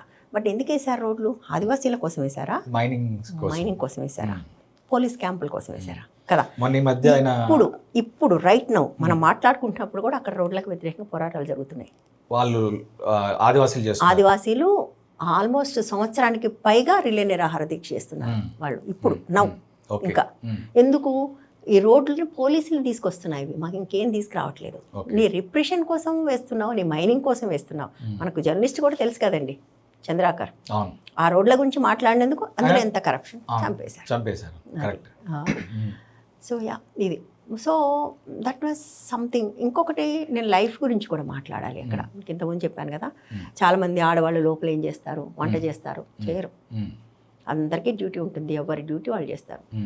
పిఎల్జీఏలో స్క్వాడ్లో కూడా అందరికి కావాల్సిందే కదా. అక్కడ స్క్వాడ్ లో విమెన్ 40 to 50% ఉంటారు, 30 to 40% ఉంటారు అన్నారు. సో విమెన్ వాళ్ళంతా వంటలకి దానికి ఉంటారా లేకుంటే ఎట్లా? అది బయట ఒక పాపులర్ మిస్ఇన్ఫర్మేషన్. అప్పట్లో ఉన్న ఫేక్ న్యూస్లో అది ఒక పెద్ద ఫేక్ న్యూస్. అక్కడ ఆడవాళ్ళు వంట చేస్తారని నో, చేయరు. అందరికీ ఉన్నట్టుగానే వాళ్ళకు కూడా డ్యూటీలు ఉంటాయి. మెన్కి విమెన్కి అందరికీ ఈక్వల్గా డ్యూటీలు ఉంటాయి. యాక్చువల్గా విమెన్కి కొంచెం తక్కువ ఉంటాయి, పీరియడ్స్ ఉంటాయి కాబట్టి. పీరియడ్స్ టైంలో వాళ్ళకి ఆ డ్యూటీ పడితే కూడా వాళ్ళకి వేయరు. అది చాలా కాన్షియస్గా ఉంటుంది పార్టీ ఆ విషయంలో, చాలా కాన్షియస్గా ఉంటారు. అది నిజం కాదు. వంట చేయడానికి వాళ్ళు స్క్వాడ్లోకి ఎందుకు వస్తారండి? వాళ్ళు ఇంట్లో చేసుకుంటారు కదా. వాళ్ళకి ఎనీ టైం ఇక్కడ నుంచి వెళ్ళిన వాళ్ళు వెనక్కి రాలేకపోవచ్చు. వాళ్ళు అదే ఊరు ఉంటుంది, అక్కడే స్క్వాడ్ ఉంటుంది. Any time they can go back, right? ఇప్పుడు వంటే చేయాల్సి వస్తే వాళ్ళు ఇక్కడికి ఎందుకు రావాలి కదా, వెనక్కి వెళ్ళిపోవచ్చు కదా. వాళ్ళు ఎవరు వాళ్ళని కట్టడి చేస్తారు కదా. సో అది నిజం కాదు. చాలా మంది విమెన్ అక్కడికి వచ్చి మొదటిసారి అక్షరాలు దిద్ది చదువుకున్న వాళ్ళు ఉన్నారు. మీకు గుర్తు అంటే ఇక్కడ నుంచే వెళ్ళిన వాళ్ళు కూడా. వనజ అని ఒక ఆమె ఉంది, ఆమె పేరు కూడా వనజనే. ఆమె పార్టీలోకి వెళ్ళి అక్షరాలు నేర్చుకుని బయటకు వచ్చాక పుస్తకమే రాసింది దాని మీద. అట్లా మీకు అక్కడికి వెళ్ళి చదువు నేర్చుకునే వాళ్ళు కూడా ఉంటారు. అక్కడ చాలా ఉంటుంది, కంపల్సరీ చదవాల్సిందే. మన పిల్లలైతే టీవీ ముందు కూర్చుంటారు కానీ అక్కడ చదువుకోవాల్సిందే. ఇంకొక ఆప్షనే లేదు, చదవాల్సిందే అది. సో మనం బేసికల్గా కొన్ని ఇంటర్వ్యూస్ చూస్తున్నప్పుడు మనకి ఈ పార్టీ వాళ్ళతో ఇంటర్వ్యూస్ చూస్తున్నప్పుడు మేము స్నానాలు 10 రోజులకు 15 రోజులకు ఒకసారి చేస్తాము, మాకు ఫెసిలిటీస్ ఉండవు అని చెప్తుంటారు కదా. మీరు లోపలికి వెళ్ళినప్పుడు మీకు జరిగిన ఎక్స్పీరియన్స్ అంటే, సారీ టు ఆస్క్ దిస్, మనం అక్కడ వాష్రూమ్స్ ఉండవు, వాష్రూమ్కి వెళ్ళాలన్నా లేకపోతే బాత్రూమ్కి వెళ్ళి స్నానం చేయాలన్నా లేకపోతే మనం పొద్దున్నే లేచి బహిర్భూమికి వెళ్ళాలన్నా ఎలా ఉండేది అక్కడ ఎక్స్పీరియన్స్? మీకు ఇప్పుడు ప్రపంచవ్యాప్తంగా మినిమలిజం అని ఒక మూమెంట్ నడుస్తుంది. Minimalism the best minimalism is squad life అండి. ఓకే. మీకు అక్కడ మీతో ఎప్పుడు ఉండేవి 3 వస్తువులు. ఒకటి మీ బ్యాగ్, అందులో ఒక ప్లేట్ ఉంటుంది, ఒక గ్లాస్ ఉంటుంది, ఒక జత బట్టలు ఉంటాయి, ఒక వాటర్ బాటిల్ ఉంటుంది. వీటితో పాటుగా ఒక జెల్లీ అంటే టార్పాలిన్, జెల్లీ అంటే ఇల్లు లెక్క అంటారు వాళ్ళు. అక్కడే కూర్చోవాలి, అక్కడే చదువుకోవాలి, అక్కడే తినాలి, అక్కడే పడుకోవాలి. కాబట్టి అందరూ ఆ జెల్లీ బయట ఒక చిన్న గుడ్డముక్క కూడా వేసుకుంటారు, కాళ్ళు తుడుచుకొని ఎక్కుతారు దాంట్లోకి. ఇంట్లోకి వచ్చినప్పుడు ఎట్లా చేస్తారు, డోర్ మ్యాట్ లాగా చేస్తారు. అది నాకు అది ఇస్తూ అక్కడ శారద అని ఉంది డిప్యూటీ కమాండర్, జెల్లీ అంటే ఇల్లు లెక్క, జాగ్రత్తగా చూసుకొని చెప్పింది. మర్చిపోయి ఎక్కేసామంటే అందులో పడుకోలేం కదా. అదే. సో అది. ఇంకొకటి ఏంటంటే చాలా అది ఆశ్చర్యం అనిపిస్తుంది నాకు. ఆల్మోస్ట్ ఒక 25 ఏళ్ల తర్వాత చరిత్ర మళ్ళీ తిరిగినట్టుగా అనిపించింది. మా ఊర్లో నేను ఒక రిమోట్ ఊరు నుంచి వచ్చానని చెప్పాను కదా, మాకు అప్పటికి టాయిలెట్స్ లేవు. చెంబు పట్టుకుని బయటకు పోయే ఫ్యామిలీస్ అందరం. మళ్ళీ అక్కడ అదే పరిస్థితి, కానీ అక్కడ చెంబులు ఉండవు. తాగే వాటర్ బాటిల్ని బహిర్భూమికి తీసుకెళ్ళాం. అందరికి వాళ్ళు ఏమిస్తారంటే నూనె ప్యాకెట్లు ఉంటాయి కదా, ఈ ఫ్రీడమ్ ఆయిల్ నూనె ప్యాకెట్లు అలాంటివి. అవి వచ్చినప్పుడు వంట కోసం తెచ్చుకుంటారు కదా, వాటిని చాలా తక్కువ ఉంటాయండి. వాళ్ళు వండుకునేదే చాలా తక్కువ, రేషన్ చాలా తక్కువ ఉంటుంది. ఒక్క విమెన్కి మాత్రం స్పెషల్గా బెల్లం పల్లీలు ఇస్తారు, రక్తహీనత రాకుండా ఉండడం కోసం, కాపాడటం కోసం వీళ్ళకుంటుంది. అది మెన్కి ఉండదు, ఓన్లీ విమెన్కే ఉంటుంది ఆ ప్రివిలేజ్. సో ఈ నూనె వచ్చినప్పుడు దాని పైన కొంచెం కట్ చేసి చాలా జాగ్రత్తగా నూనె అయిపోయిన తర్వాత దాన్ని క్లీన్ చేసి తలా ఒకటి ఇస్తారు. అది మన ప్యాంట్ జేబులో ఉంటుంది. మనం బహిర్భూమికి పోవాలంటే అందులో నీళ్లు నింపుకొని అది పట్టుకొని చెంబు పట్టుకున్నట్టుగా అది పట్టుకుని పోవాలి అది. సో అయిపోయాక మళ్ళీ దాన్ని జేబులో పెట్టుకోవాలి. సో జెల్లీ ఇవి 2 మనతో ఉంటాయి. అంతే అండి. ఇంకా జీవితం వెరీ సింపుల్. పొద్దున్నే లేచామా ఇట్లా లేవగానే ఫార్మేషన్ ఉంటుంది. అక్కడ ఆల్రెడీ ఆ రాత్రి ఉన్నారు కదా, అక్కడ ఉండకూడదు. లేవగానే first thing move minimum 5 to 10 kilometers move. 200 kilometers ఎట్లా వచ్చారనుకున్నారు? పొద్దున 5 to 10 kilometers ఉంటుంది. క్యాంప్ అవుతుంది. మళ్ళీ సాయంత్రం అక్కడ ఉండరు. రాత్రి ఉంటే మళ్ళీ మోర్ దాన్ 12 అవుతుంది కదా, మళ్ళీ సాయంత్రం మళ్ళీ మూవ్ అవుతారు. మళ్ళీ మూవ్ అయిపోయి సాయంత్రం అవుతున్నప్పుడు మూవ్ అయిపోయి రాత్రికి ఒక చోటుకి చేరుతారు. అంటే మామూలుగా పొద్దున లేవగానే బ్రష్ చేసుకొని బ్రేక్ఫాస్ట్ అవన్నీ తర్వాతనే. లేవగానే ఫార్మేషన్ మూవే, అవేమి ఉండవు. లేచామా అందరు అటెన్షన్లో నిలబడ్డారా, పొద్దున్నే అంత వాళ్ళ వ్యవహారం ఉంటుంది, ఫార్మేషన్ అది మూవ్ అయిపోతారు. అక్కడికి వెళ్ళిన తర్వాతనే అక్కడ ఎక్సర్సైజెస్ ఉంటాయి. మళ్ళీ ఎవ్రీడే అందరు ఎక్సర్సైజెస్ చేయాలి. అవన్నీ చేసిన తర్వాతనే పనిలో పడతారు వాళ్ళు, మూవ్ అయిపోవాలి అట్లా. సో యా, లైఫ్ ఎంత సింపుల్ అనిపిస్తుందండి. మొత్తం లైఫ్ ఒక్క బ్యాక్ ప్యాక్ తప్ప నా దగ్గర ఏం లేదు. కానీ జీవితంలో దేనికి కొరత కూడా ఉన్నట్టు అనిపించలేదు. అవసరం కూడా లేదు. అంటే అట్లా బతకొచ్చు కావాలంటే మనం. కానీ ఇక్కడికి వచ్చి పడిన తర్వాత మనకు అది కావాలి, ఇది కావాలి, అన్ని కంఫర్ట్స్ కావాలనిపిస్తుంది. బట్ అది కూడా కంఫర్టబుల్గానే ఉండింది. బట్ మళ్ళీ నేను ఏమంటున్నా అంటే టైం, సెప్టెంబర్ టు మార్చ్, నేను ఇంతకుముందు ఫిబ్రవరి మార్చ్ అన్నాను కదా, సెప్టెంబర్ టు మార్చ్ బాగుంటుంది అడవి. చలికాలంలో కైండ్ ఆఫ్ చలికాలంలో చలి బాగా ఉన్నప్పుడు కొంచెం ఇబ్బంది, దోమలు ఉంటాయి విపరీతంగా. అస్సలు చాలా బాగుండేదంటే సెప్టెంబర్, అక్టోబర్, ఫిబ్రవరి, మార్చ్, ఈ 4 months చాలా కంఫర్టబుల్గా ఉంటుంది. నేను లక్కీలీ ఆ టైంలో వెళ్ళాను, మార్చిలో వెళ్ళాను కాబట్టి నేను చాలా కంఫర్టబుల్గా ఉన్నాను. అంటే నాకు అది చాలా రొమాంటిక్గా ఉంది. బట్ అక్కడ ఉన్న వాళ్ళకి అది రొమాంటిక్ కాదు. అంటే మీరు ఒక గెస్ట్ లాగా వెళ్ళాను కాబట్టి. తర్వాత స్నానాలు నిజమే, రోజు స్నానం కుదరదు. వాగు దొరికినప్పుడు, వాగు ఉన్నప్పుడు మాత్రమే చేయొచ్చు. లేకపోతే కొన్ని చోట్ల బోర్ పంపులు ఉన్నాయి, చాలా తక్కువ చోట్ల అవి ఉన్నప్పుడు. బట్ అదర్వైజ్ రోజు స్నానం అనేది ఉండదు. మొదటిసారి స్నానం చేయడానికి వెళ్ళినప్పుడు నేను మామూలుగా మన ఇంట్లో చేసినట్టుగా 5 నిమిషాలు చేసేసి వచ్చేసా. వస్తే మా స్క్వాడ్ డిప్యూటీ కమాండర్ వచ్చి అయిపోయిందా అని అడిగింది. అయిపోయిందంటే అంత తొందరగా ఎట్లా అయిపోయింది, ఏం చేస్తాం అంతకంటే నడు అని మళ్ళీ తీసుకుపోయింది. తీసిపోయి బాగా రుద్దుకుని స్నానం చేయి, మళ్ళీ ఎప్పుడు చేస్తామో తెలీదు. ఇక్కడ కూడా అక్కడ అసలు నాకు చాలా ఇంట్రెస్టింగ్ అనిపించింది. చిన్నపిల్లలు శారద చిన్నపిల్లలకి చెప్తాం కదా, ఇక్కడ కడుక్కో అక్కడ కడుక్కొని ఆవిడ నిష్ఠగా నాతో స్నానం చేయించి అందరూ ఎంత ఎంజాయ్ చేస్తారండి స్నానం. ఎందుకంటే ఎప్పుడో దొరుకుతుంది కదా. ఇంకా బట్టలు లోపలికి వెళ్ళే ముందు ఒకటే జత ఉంటుంది కదా, ఈ వేసుకున్న జత తీసి ఉతికి ఆరేసి ఇంకా లోపలికి వెళ్ళి 1 గంట సేపు స్నానం చేస్తారు. స్నానం చేసి వచ్చి ఆరిపోయిన బట్టలు తీసుకొని వస్తారు. ఎక్కడైనా వాగు లాంటిది, వాటర్ ఫాల్ లాంటిది ఇలాగ వస్తే అక్కడనే 1-2 గంటలు ఉంటారు. అది రోజు కాదు, అది పెద్ద లగ్జరీ స్నానం, చాలా పెద్ద లగ్జరీ అది. పడుకోవడం దీని మీదే, జల్లీ మీదనే. నేను మొదటి రోజు అసలు పడుకోలేదని చెప్పాను కదా, తర్వాత కూడా నిద్ర పట్టలేదు నాకు అస్సలు. ఆయన అన్నాడు నిద్ర పట్టట్లేదు నాకు, ఎందుకు అంటే అడవి అట్లనే ఉంటుంది, కొత్త కదా, నిద్ర పట్టదు, నెమ్మదిగా అలవాటు అవుతుందని. వచ్చే రోజుకి 10వ రోజుకి 4 గంటలు నిద్రపోయా. కానీ ఇంత నిద్ర లేకపోయినా, ఇంత నడుస్తున్నా అలసట లేదు. ఎందుకంటే ఆక్సిజన్ అడవిలో మంచి ఆక్సిజన్ కదా, దాంతో అస్సలు అలసట. నైట్ క్యాంప్ ఫైర్ లాంటివి వేసుకొని కూర్చొని పాటలు పాడుకోవడం, మాట్లాడుకోవడం లాంటివి ఏమైనా ఉంటాయా? పాటలు పాడుకోవడం ఉంటాయి కానీ తక్కువ. క్యాంప్ ఫైర్ వేయద్దు, ప్రమాదం కదా, ప్రమాదం. ఎందుకంటే ఆ టైంలో కంప్లీట్ అడవి మొత్తం ఎండిపోయి ఉంటుంది కాబట్టి క్యాంప్ ఫైర్ వేస్తే తెలిసిపోతుంది అక్కడెక్కడ క్యాంప్ ఫైర్ నడుస్తుందని చెప్పేసి. రైట్, కూర్చొని డిస్కషన్స్ ఉంటాయి. విలేజెస్కి వెళ్ళి మీటింగ్స్ ఉంటాయండి, ఎవ్రీడే మీటింగ్ ఉంటుంది. ఉన్నాయంటే అక్కడ ఏముండరు, ఎవ్రీడే దగ్గరున్న ఆర్గనైజ్ చేస్తున్నారు కదా వాళ్ళు. అడవిలో వాళ్ళు ఏమి క్యాంపింగ్ చేయడానికి వెళ్ళలే కదా, వాళ్ళు ఆర్గనైజ్ చేయడానికి వెళ్ళారు కదా. విలేజ్కి వెళ్తారు, విలేజ్ మీటింగ్స్ ఉంటాయి, ఎవ్రీ నైట్ ఉంటాయి. అయిపోయిన తర్వాత ఇంక ఓపికండదు ఎవరికి. పొద్దున్నుంచి అప్పటికి 20 కిలోమీటర్లు నడుస్తారు. సాయంత్రానికి ఒక విలేజ్ చేరుతారని చెప్పాను కదా, ఈవినింగ్ మార్నింగ్ ఒక విలేజ్కి వెళ్తారు. అక్కడంతా ఆ డే అంతా పని చేస్తారు, వాళ్ళతో మాట్లాడటము, ఇష్యూస్ ఏంటి అవంతా అయిన తర్వాత అక్కడ ఏదైనా పని జరుగుతుంటే ఓ చెరువు కట్టేదో, ఒక బావి దవ్వేదో. బావులు దవ్వారు, చాలా బావులు దవ్వారు. బావులు లేవండి వీళ్ళు వెళ్ళేదాకా. అదే అంటున్నా, నేను ICDS కాదు, బావి లేదు, బోర్ లేదు, వీళ్ళు బావులు దవ్వారు. Correct. బళ్ళు కట్టారు, ఈ చెరువులు కట్టలు కట్టారు. సో ఈ పనులన్నీ ఉంటాయి కదా. అక్కడ నుంచి నెక్స్ట్ విలేజ్కి ఆ రోజు రాత్రికి వెళ్తారు కదా, వెళ్ళగానే మీటింగ్కి వెళ్ళిపోతారు. వెళ్ళిపోయి వాళ్ళు పెట్టింది తెచ్చుకొని తిని పడుకుంటారు. అట్లా ఇప్పుడు ప్రభుత్వాలని మనం ఎన్నుకుంటాం ఇక్కడ ఒక బ్యాలెట్ సిస్టమ్ ద్వారా.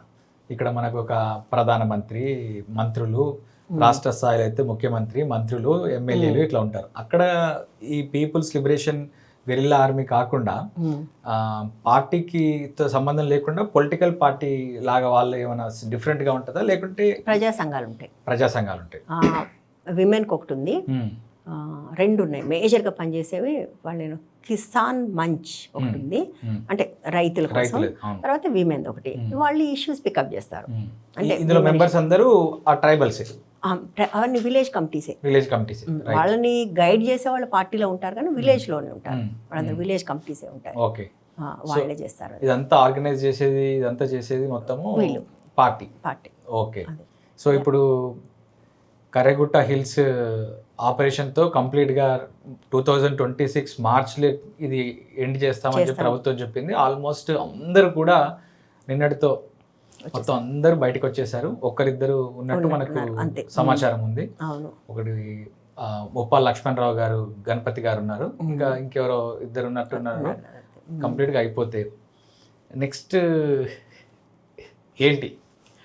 నెక్స్ట్ ఏంటి ముందుకి ఒకటి మాట్లాడుకుందామండి. ఇది చాలా మందికి ఇది మాట్లాడుకోకపోతే అసలు ఇప్పటిదాకా ఏం జరిగిందో అర్థం కాదు.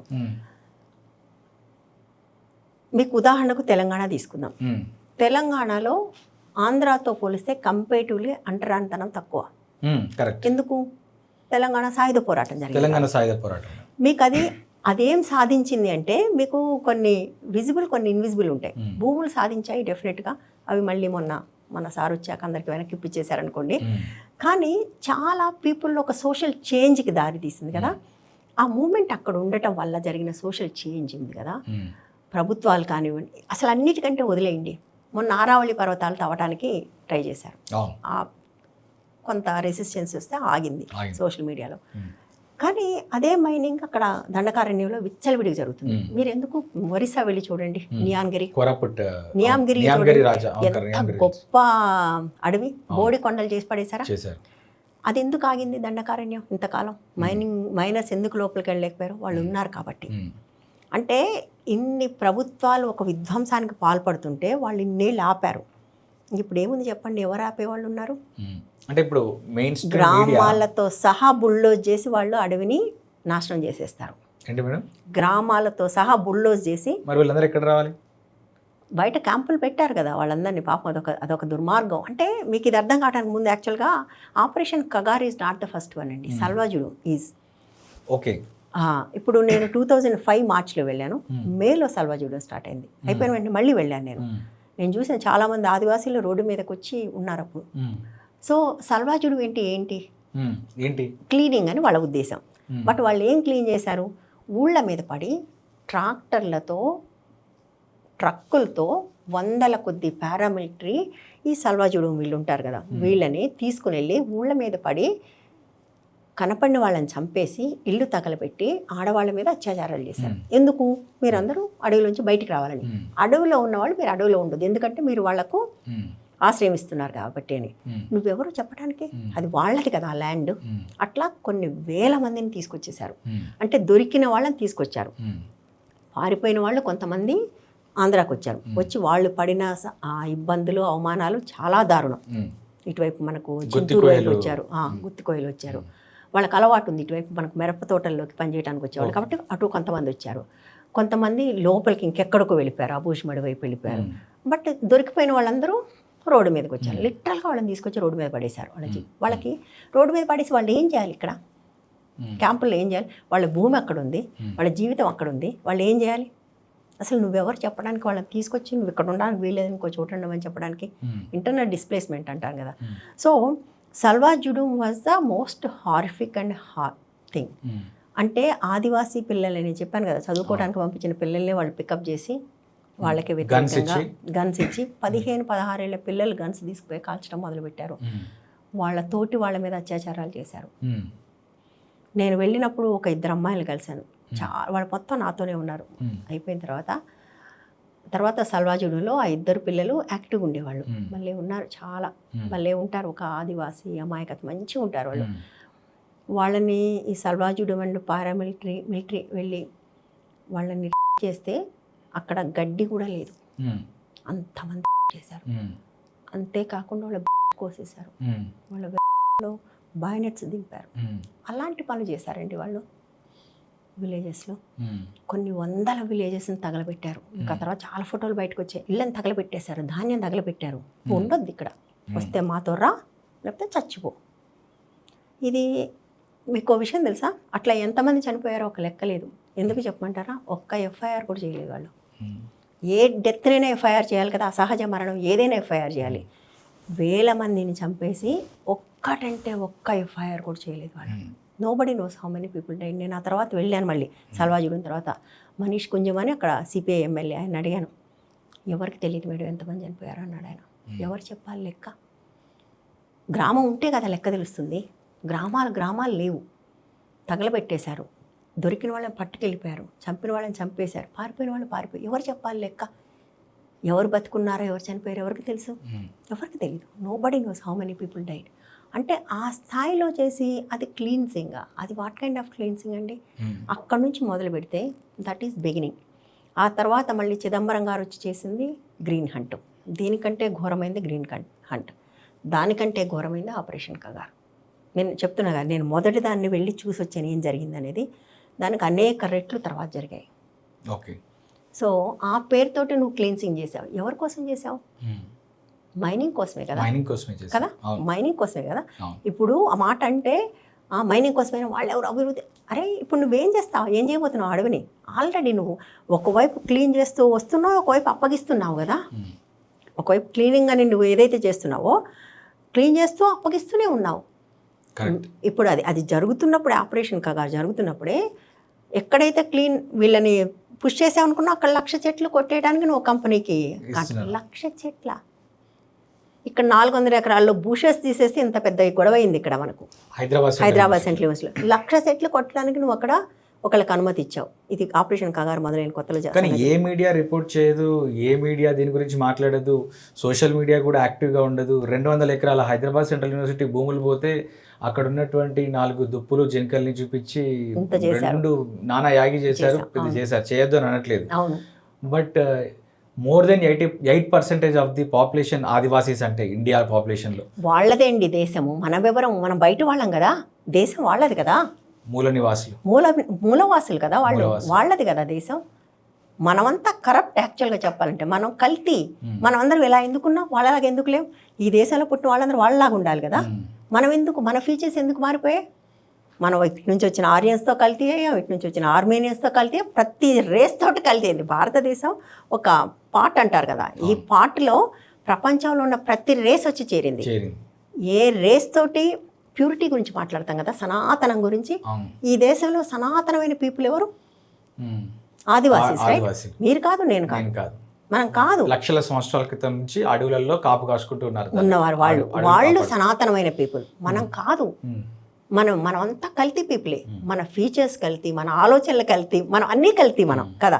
మనం మూలవాసులం కాదు. ఈ దేశంలో మనకు వాళ్ళకున్న హక్కుతో పోలిస్తే మనకు హక్కే లేదు కదా, అట్లా చూస్తే. అవును, నువ్వు ఆ దేశం నుంచి వచ్చిన మతాన్ని తీసుకున్నావు కాబట్టి నీకు హక్కు లేదంటావు. నేను ఆ దేశం నుంచి వచ్చిన జీన్ తీసుకున్నాను, నా రంగు ఎందుకు తెల్లగా ఉందండి కదా? ఎందుకుంది? నా ముక్కు ఎందుకు ఇలా ఉంది కదా? ఎందుకుంది? ఉండకూడదు కదా. ఎక్కడ మారింది, ఎట్లా మారింది, ఎట్లా కల్తీ అయింది? జనరేషన్స్ కల్తీ అయినాయి. కల్తీ కాకుండా ఉన్నది వాళ్ళు ఒక్కళ్ళే కదా. వాళ్ళది కదా ఈ దేశం, వాళ్ళకున్న హక్కు మనకెక్కడది? కానీ మనం ఏమంటాం, నీకు హక్కు లేదు అని మనం దాన్ని లాగేసుకోవడానికి ట్రై చేస్తున్నాం.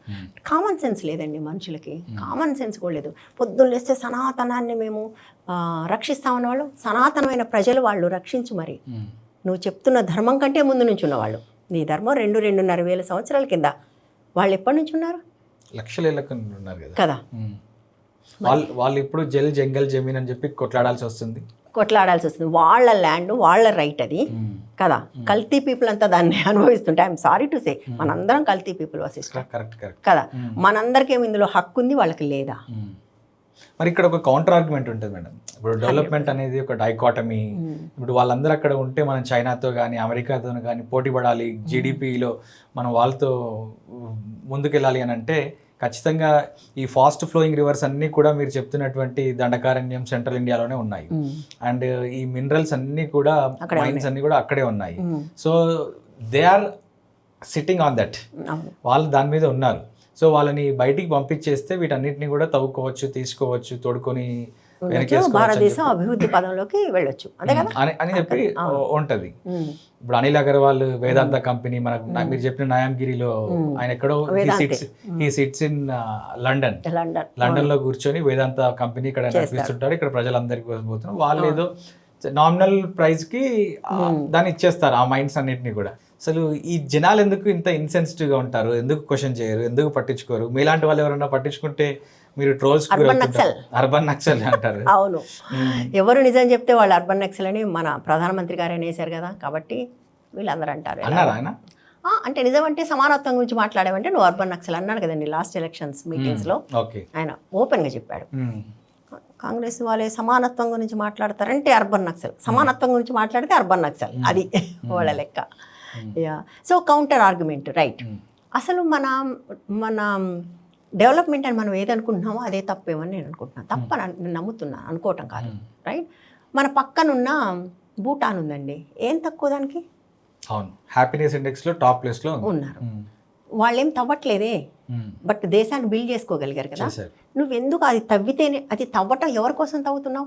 ఇది ఒక చాలా వింతండి. ఇది చిదంబరం దగ్గర నుంచి మన్మోహన్ సింగ్ దగ్గర నుంచి వాళ్ళ నెరేటివ్ కూడా. వాళ్ళని చదువుకుని ఏమంటే చదువుకున్న వాడికి 3 చోట్ల అంటుంది అంటారు కదా, వాళ్ళు చదువుకుని అంటించుకున్నారు, వీళ్ళు చదువు లేకుండా అంటించుకున్నారు. కానీ అంతా ఒకటే.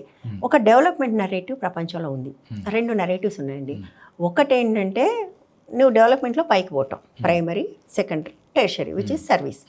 అంటే నువ్వు ఎప్పుడైతే నీ దేశం నుంచి ఎక్స్పోర్ట్స్ చేస్తావో అప్పుడే నువ్వు అగ్రదేశాన్ని అవుతావు. కరెక్ట్, అది అని ఒక ఎకనామిక్ పాఠం ఉంది. ఆ పాఠం నువ్వు ఫాలో అవుతున్నావు. భిన్న ధ్రువాల్లో ఇంకో ధ్రువం లేదు, డెవలప్మెంట్ ఈజ్ నాట్ వర్టికల్, ఇది హారిజాంటల్, మనుషులందరికీ అన్ని వనరుల మీద హక్కు ఉండాలని ఒకటి ఉంది. కానీ ఈ American narrative, American and western narrative dominate చేసింది మన క్లాస్ పుస్తకాలని. చిదంబరం గారు చదువుకున్నా, మన్మోహన్ సింగ్ గారు అమెరికా వెళ్ళి చదువుకున్నా, లండన్ వెళ్ళి చదువుకున్నా, వాళ్ళు అదే చదువుకుని నమ్మటం మొదలుపెట్టారు. ఇది అంటే మనం ఎక్స్పోర్ట్స్ చేస్తేనే మనం టాప్ కంట్రీ, అగ్రదేశాల్లో ఒకటి అవుతాం అనుకోవటం వల్ల కదా ఇదంతా. ఏం చేస్తావు నువ్వు? రేర్ ఎర్త్ మినరల్స్ చేస్తావు, ఇవన్నీ. మరి అమెరికా చేస్తుందా? చేయకుండా అగ్రదేశం ఎట్లయింది? కరెక్ట్. అంటే అది తనకు కావాల్సిన నరేటివ్, తనకేం కావాలో అవి పొందటానికి అదొక థియరీ తయారు చేస్తే అది నమ్మి నువ్వు నీ దేశం మీద నువ్వు దాడి చేస్తున్నావు. అది నమ్మి ఈ దేశం మిలిటరీ చేత ఈ దేశ ప్రజల మీద దాడి చేసి అది అంటే ఈ నరేటివ్ని నువ్వు ముందుకు తీసుకొచ్చి అది తీసుకోవాలి. ఎందుకు మరి అమెరికా ఎందుకు రేర్ ఎర్త్ మినరల్స్ తవ్వదు? అసలు డేటా సెంటర్స్ ఎందుకు పెట్టుకోదు? అవి కూడా వచ్చి వైజాగ్లోనో ఇంకెక్కడో ఇక్కడ ఎందుకు పెడతారు? ఎక్కువ వాటర్ కన్సంప్షన్ కదా. అంటే నువ్వు ఏదైతే డెవలప్మెంట్ అనే మోడల్ నువ్వు చూపిస్తున్నావో దాన్ని తయారు చేసిన వాళ్ళు ఎవరు దాన్ని ఫాలో అవ్వట్లేదు. మనం అది గుర్తించాలి. వాళ్ళు ఏం చేస్తున్నారు? మనలాంటి దేశాలు నెత్తిని పెడుతున్నారు. నువ్వు ఇది ఫాలో అయితేనే నువ్వు ఇక్కడికి వస్తావు. మరి ఫాలో అయితే ఎక్కడికి వచ్చావు? ఏమొచ్చావు? డెవలప్మెంట్ అంటే నీకు అది తవ్వితేనే డెవలప్మెంట్. ఎందుకు మరి? అవేం తవ్వకుండా కూడా చైనా పెద్దదైంది కదా. ఎందుకైంది? వాళ్ళు నువ్వు ఒక ఇండస్ట్రియల్ రెవల్యూషన్ తీసుకొచ్చావు, వాళ్ళు ఇంకో రకమైన ఇండస్ట్రియల్ రెవల్యూషన్ తీసుకొచ్చారు. ఎవరు ఆపారు నిన్న చేయకుండా? మేక్ ఇన్ ఇండియా ఏమైపోయింది? ఎందుకు ప్రొడక్షన్ తగ్గిపోతుంది దేశంలో రోజు రోజుకి? నీ మేక్ ఇన్ ఇండియా అన్న రోజుకి ఈ రోజుకి తగ్గింది, పెరగలేదు కదా. ఎందుకు ఉంది అంటే నువ్వు నీకు ఆ భూముల్ని కార్పొరేట్లకి, అంటే ఇది చాలా మాట అంటే ఇది కమ్యూనిస్టులు మాట్లాడేట్టుగా ఉంటుంది, కానీ అది వాస్తవం ఏంటంటే ఈ వనరులన్నింటినీ కూడా కార్పొరేట్లకు అప్పచెప్పడం కోసం చేసే ఒక పని తప్ప ఇందులో డెవలప్మెంట్ లేదు, ఏ లేదు. ఇప్పుడు ఏంటండి భారతదేశం జీడిపి 4th వచ్చింది కదా, 4th ప్లేస్లోకి వచ్చింది. మరి దేశంలో జీవన ప్రమాణాలు ఎందుకు పెరగట్లే? ఎందుకు పేదరికంలో కిందకు పోతున్నాం? ఎందుకు అన్ని ఇండెక్స్లో కిందకు పోతున్నాం మనం? ఎందుకు ఆకలి ఇండెక్స్లో దారుణంగా మనం అన్నపూర్ణ కదా మనం చాలా ఎందుకుంటున్నాం? ఎందుకంటే ఇక్కడ మనం సంపదని పంచటంలో, పంచే లాంటి పాలసీస్ చేయడంలో మనం వెనకబడి ఉన్నాం. ఇప్పుడు నువ్వేం చేస్తున్నావు? ఇంకా కూడా ఈ వనరులన్నీ ఇవ్వటం. వాళ్ళ జీడిపి అంటే ఏంటండి? మీకు 100 రూపాయలు వచ్చింది అనుకోండి, నాకు 10 రూపాయలు వచ్చింది. ఈ రెండు కలిపి మీకు 55, నాకు 55 అని లెక్క చెప్తారు. అదానీకున్న 1,00,000 కోట్లు, నాకున్న 50 రూపాయలు కలిపి నాకు కూడా 50 లక్షల కోట్లని 50 లక్షల కోట్ల 25 రూపాయలు ఉందని లెక్క నాకు లెక్క చెప్తున్నారు కడుతున్నారు. కదా. అది ఏం రకమైన జీడిపి? ఇప్పుడు జీడిపి జపాన్ మనకంటే వెనక్కిపోయిందని ఒకసారి వెళ్ళి చూడండి జపాన్. వాళ్ళ స్టాండర్డ్ ఎట్లుంది? వాళ్ళు ఒక్క అమ్మాయి కోసం కూడా రైలు నడుపుతారండి చదువుకోవడానికి. మనం ఏం చేస్తున్నాం? చదువుకునే వాళ్ళకి బస్సులు కూడా వేయలేం మనం. అంటే ఈ జీడిపి అనేది ఒక పెద్ద మాయ. ఇవి చూపించి ఈ మాటలన్నీ కూడా ఒక వెస్టర్న్ కంట్రీస్ ప్రపంచాన్ని దోచుకోవడానికి కనిపెట్టిన మోడల్స్ ఇవి. అది ఒక రకంగా కలోనియలిజమే. వాళ్ళు కలోనియలిజం నుంచి వెనక్కి వెళ్తూ చేసిన పని. ఓకే, మనం ఫిజికల్గా ఇక్కడ ఉండకుండా వీళ్ళని కంట్రోల్ చేయాలంటే ఏం చేయాలి? ఈ రకమైన థియరీలు లేవాలి. ఈ థియరీస్ అన్నీ ఏం చేస్తున్నాయి? ఈ పని చేస్తున్నాయి. వాళ్ళకి చెంచాలు కొంతమంది తయారవుతారు. వాళ్ళు పొలిటీషియన్స్ అవుతారు, వాళ్ళు కార్పొరేట్స్ అవుతారు. వాళ్ళకి ఎవ్వరి పట్ల బాధ్యత లేదు, ప్రేమ లేదు. అదానీ లాంటి వాళ్ళు ఏంటండి? అదానీ, మీకు ఒక విషయం తెలుసా? అదానీ ఈ దేశంలో కల్పించిన ఉద్యోగాలు ఎన్నో తెలుసా? నవ్వుతారు మీరు. చెప్పండి. 20,000 30,000. వాళ్ళ వెబ్సైట్లో 26,000 ఉంది. అంత పెద్ద సామ్రాజ్యం, ప్రపంచంలోనే కుబేరులో ఒకడు. ఎంప్లాయ్మెంట్ కూడా క్రియేట్ చేయలేదు. ఆల్మోస్ట్ 8 లక్షల కోట్ల రూపాయలు ఆస్తుంది. బేసిక్ ఎంప్లాయ్మెంట్ కూడా క్రియేట్ చేయలేదు. మరి మీకు చాలా ఇంట్రెస్టింగ్ ఉంటుంది. ఆ వీడియోల కిందకి వచ్చి అంటుంటారు, అంతే మరి మీకు భారతదేశ వ్యాపారస్తులు బాగుపడితే చూడలేరు, ఓర్చుకోలేరు. నాకేంటి ఓర్చుకునేది, చూసేది? నువ్వు క్రియేట్ చేసిన ఎంప్లాయ్మెంట్ ఏంటి? టాటాస్ చాలా బెటర్. నెంబర్ 1 టాటాస్ ఇప్పటికి ప్రైవేట్ సెక్టార్లో. నీ అంత లక్షల కోట్లు లేవు. ఇండస్ట్రీస్ పెట్టావా? అదాని ఏం ఇండస్ట్రీస్ పెట్టింది? అన్నీ సర్వీస్ సెక్టార్ కదా. లేదా ఎవరైనా పెట్టి ఉంటే వెళ్ళి వాటిని కబ్జా కదా. సో అసలు ఈ డెవలప్మెంట్ మోడలే తప్పండి. ఈ మోడల్ ప్రకారం అది తప్పు అని మనం అంటున్నాం. మోడలే ఫండమెంటల్గా మోడలే ఫ్లా అయినప్పుడు కరెక్ట్. అది. So one single last question madam. ఇప్పుడు తెలంగాణ సాయుధ పోరాటం జరిగిన నేలలో కూర్చొని మనం మాట్లాడుతున్నాము. సో తెలంగాణ సాయుధ పోరాటం జరిగినప్పుడు ఇది నిజాం నియంతృత్వ రజాకార్ల మీద, నిజాం నియంతృత్వాల మీద, నిజాంకి తొత్తులుగా ఉన్నటువంటి పటేళ్ళు, దొరలు, దేశ్ముఖ్ల మీద ఇక్కడ జరిగింది. అయితే ఆ టైంలో నిజాంని మీద యుద్ధం చేయడానికి వల్లభాయ్ పటేల్ గారు ఇక్కడికి ఇండియన్ ఆర్మీని పంపించారు. యునైటెడ్ నేషన్స్ చార్టర్లో ఒక దేశం ప్రజల మీద ఆ దేశం ఆర్మీ అటాక్ చేయొద్దు లేదా దాడి చేయొద్దు అనేది ఒకటి ఉంటుంది. సో దాన్ని తప్పించుకోవడం కోసం దీన్ని మిలిటరీ ఆపరేషన్ అనకుండా ఆపరేషన్ పోలో, పోలీస్ యాక్షన్ అని చెప్పి పేరు పెట్టారు. సో నేను ఆపరేషన్ గ్రీన్ హంట్ జరుగుతున్న రోజుల్లో మన్మోహన్ సింగ్ గారు ఒక స్టేట్మెంట్ ఇచ్చారు. Maoism is the single largest internal security threat అని చెప్పేసి ఒకటి ఇచ్చారు. సో నాకు తెలియక, ఆ రోజుల్లో నేను సివిల్స్ ప్రిపేర్ అవుతున్నాను, నేను తెలియక ఒక ఆంథ్రోపాలజిస్ట్ని అడిగాను, మరి ఈ ఆర్మీని దించి సొంత ప్రజల మీద చేసినప్పుడు ఇది యుఎన్ చార్టర్ ప్రకారం తప్పు కదా అని అంటే, అందుకే ఆర్మీ అనకుండా వాళ్ళు పారామిలిటరీ అని అంటున్నారు అని అన్నారు. సో దీని మీద మీరు ఏం చెప్తారు? అంటే ఏం చెప్పడానికి లేదండి. ఇప్పుడు ప్రపంచవ్యాప్తంగా కొన్ని సూత్రాలు నేను చెప్పాను కదా, వాళ్ళు సనాతనమైన వాళ్ళు. నీ సనాతనాన్ని నమ్మితే వాళ్ళని రక్షించము. ఆర్మీ ప్రజల మీదకి వెళ్ళకూడదు. ఆర్మీ అనేది దేశాన్ని రక్షించడానికి కానీ ప్రజల మీదకి వెళ్ళకూడదు. బట్ అవన్నీ ఏం పాటించట్లేదు కదా. ఆపరేషన్ పోలో దగ్గర నుంచి, పోలోలో అదే పని చేశారు, ఇప్పుడు కూడా అదే పని చేశారు. ఎన్నిసార్లు ఆర్మీ. పైగా మీకు ఈ ఆర్మీ ఇదొక్క తెలంగాణకు మాత్రమే కాదు, ఓన్లీ దండకారణ్యంకే కాదు, మీకు నార్త్ ఈస్ట్ స్టేట్స్ అన్నిటికి కూడా వెళ్ళింది కదా. మణిపూర్లో మీకు తెలుసు కదా, మనోరమ ఫైట్.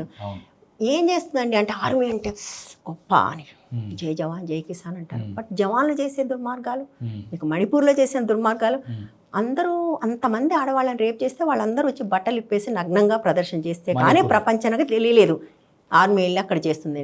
కనీసం మణిపూర్లో ఏం చేసిందో మనకు తెలుసు, కాశ్మీర్లో ఏం చేసిందో ఇప్పటికీ తెలియదు బయట వాళ్ళకు. కాశ్మీరీ వాళ్ళతో మాట్లాడితే తెలుస్తుంది. సో ఈ పని చాలా దుర్మార్గము, అన్యాయం. కానీ విషయం ఏంటంటే ఇలాంటి ఒక డెమోక్రటిక్ కంట్రీలో ఇంకెక్కడ జరిగినా కూడా అది స్క్రూట్నీ అయి ఉండేది. బట్ ఈ దేశంలో కావట్లేదు. అది విషాదం. ఈ దేశంలో నిజానికి అది చాలా పెద్ద తప్పు అండి. అది క్రైమ్ అగెనిస్ట్ హ్యూమానిటీ అంటారు కదా. These are all crimes against humanity. But వాటిని ఎవరు అసలు ఇష్యూనే కాకుండా పోతున్నాయి కదా. సో మీరు ఇప్పుడు మహువా మీడియా ద్వారా ఎంతో మందిని, నాలాంటి వాళ్ళని ఎడ్యుకేట్ చేసే ప్రయత్నం చేస్తున్నారు. ఎందుకనంటే మాకు టైం ఉండదు. బేసికల్గా మీరు చేసేంత రీసెర్చ్ కానీ, ఇన్వెస్టిగేషన్ కానీ, మీరు చేసేంత పాయింట్స్ అన్నిటినీ తీసుకునేంత మాకు టైం ఉండదు. డిఫరెంట్ సోర్సెస్ నుంచి తీసుకుంటారు మీరు. అసలుగా ఈ మహువా అనే పేరుని ఎందుకు సెలెక్ట్ చేశారు మీరు? దండకారణ్యం. ఓకే. నేను మార్చిలో వెళ్ళానని చెప్పాను కదా, మార్చి అంతా కూడా మహువా సేకరణ జరుగుతుంది. విప్పపూలు విప్పపూలు. నేను బయటకు వచ్చిన తర్వాత ఒక ప్రొడక్షన్ చేయాల్సి వచ్చింది. చేసినప్పుడు దానికి కంపెనీ కావాలి, ఏదో ఒక పేరు పెట్టాలి. నాకు ఇంకా మహువా విప్పపూల పరిమళం వదలలేదు నన్ను. దాని పేరు మహువా మీడియా అని పెట్టాను, అంతే. ఓకే. అది కానీ చాలా మంది అది మహువా మొయిత్రాకి సంబంధం ఉంటారు. అప్పుడు అసలు ఆమె ఇది నేను ఆ పేరుతోటి వెబ్సైట్ అది ఒక తెలంగాణ ఉద్యమం మీద నేను ఓయిద్దకాండ అని స్టూడెంట్ మూవ్మెంట్ మీద ఒక ఫిలిం చేశాను. చేసినప్పుడు ఏదో ఒక ఛానల్ పేరు కావాలన్నప్పుడు కూడా ఇదే మహువా మీడియా అని పెట్టాను. అప్పటికి ఆమె కనీసం ఎంపీ కూడా కదా, అలాంటి ఒక మనిషి ఉందని కూడా నాకు తెలియదు. ఓకే. కానీ ఓకే. సో బేసికల్గా దండకారణ్యంతో నాకున్న అది, మా ఊరు కూడా ఏజెన్సీ ఏరియాలో ఉంటుంది. సో నేను మా భద్రాచల రాముల వారి ప్రసాదం విప్పపూలు, చాలా మందికి అది తెలియదు, విప్పపూలు అది. సో కాబట్టి ఆ విప్పపూలతో నాకున్న అనుబంధం వల్ల చాలా మంది అయితే సారా అనుకుంటారు, కానీ నా దృష్టిలో అదొక సనాతనం, నా సనాతనం అది. అది ట్రైబల్ కల్చర్స్ కి ఒక రిప్రజెంటేషన్, వాళ్ళకి ఒక న్యూట్రిషన్ వాల్యూస్ ఇచ్చింది కదా. అవును. నేను ఒక ఏజెన్సీ ఏరియా నుంచి వచ్చినందుకు నాకు దాంతో ఉన్న అనుబంధం వల్ల నేను ఆ పేరు పెట్టుకున్నాను. Okay. So thank you ma'am, thank you very much for giving your time. Thank you. మీకు లేట్ అయిపోతుంది.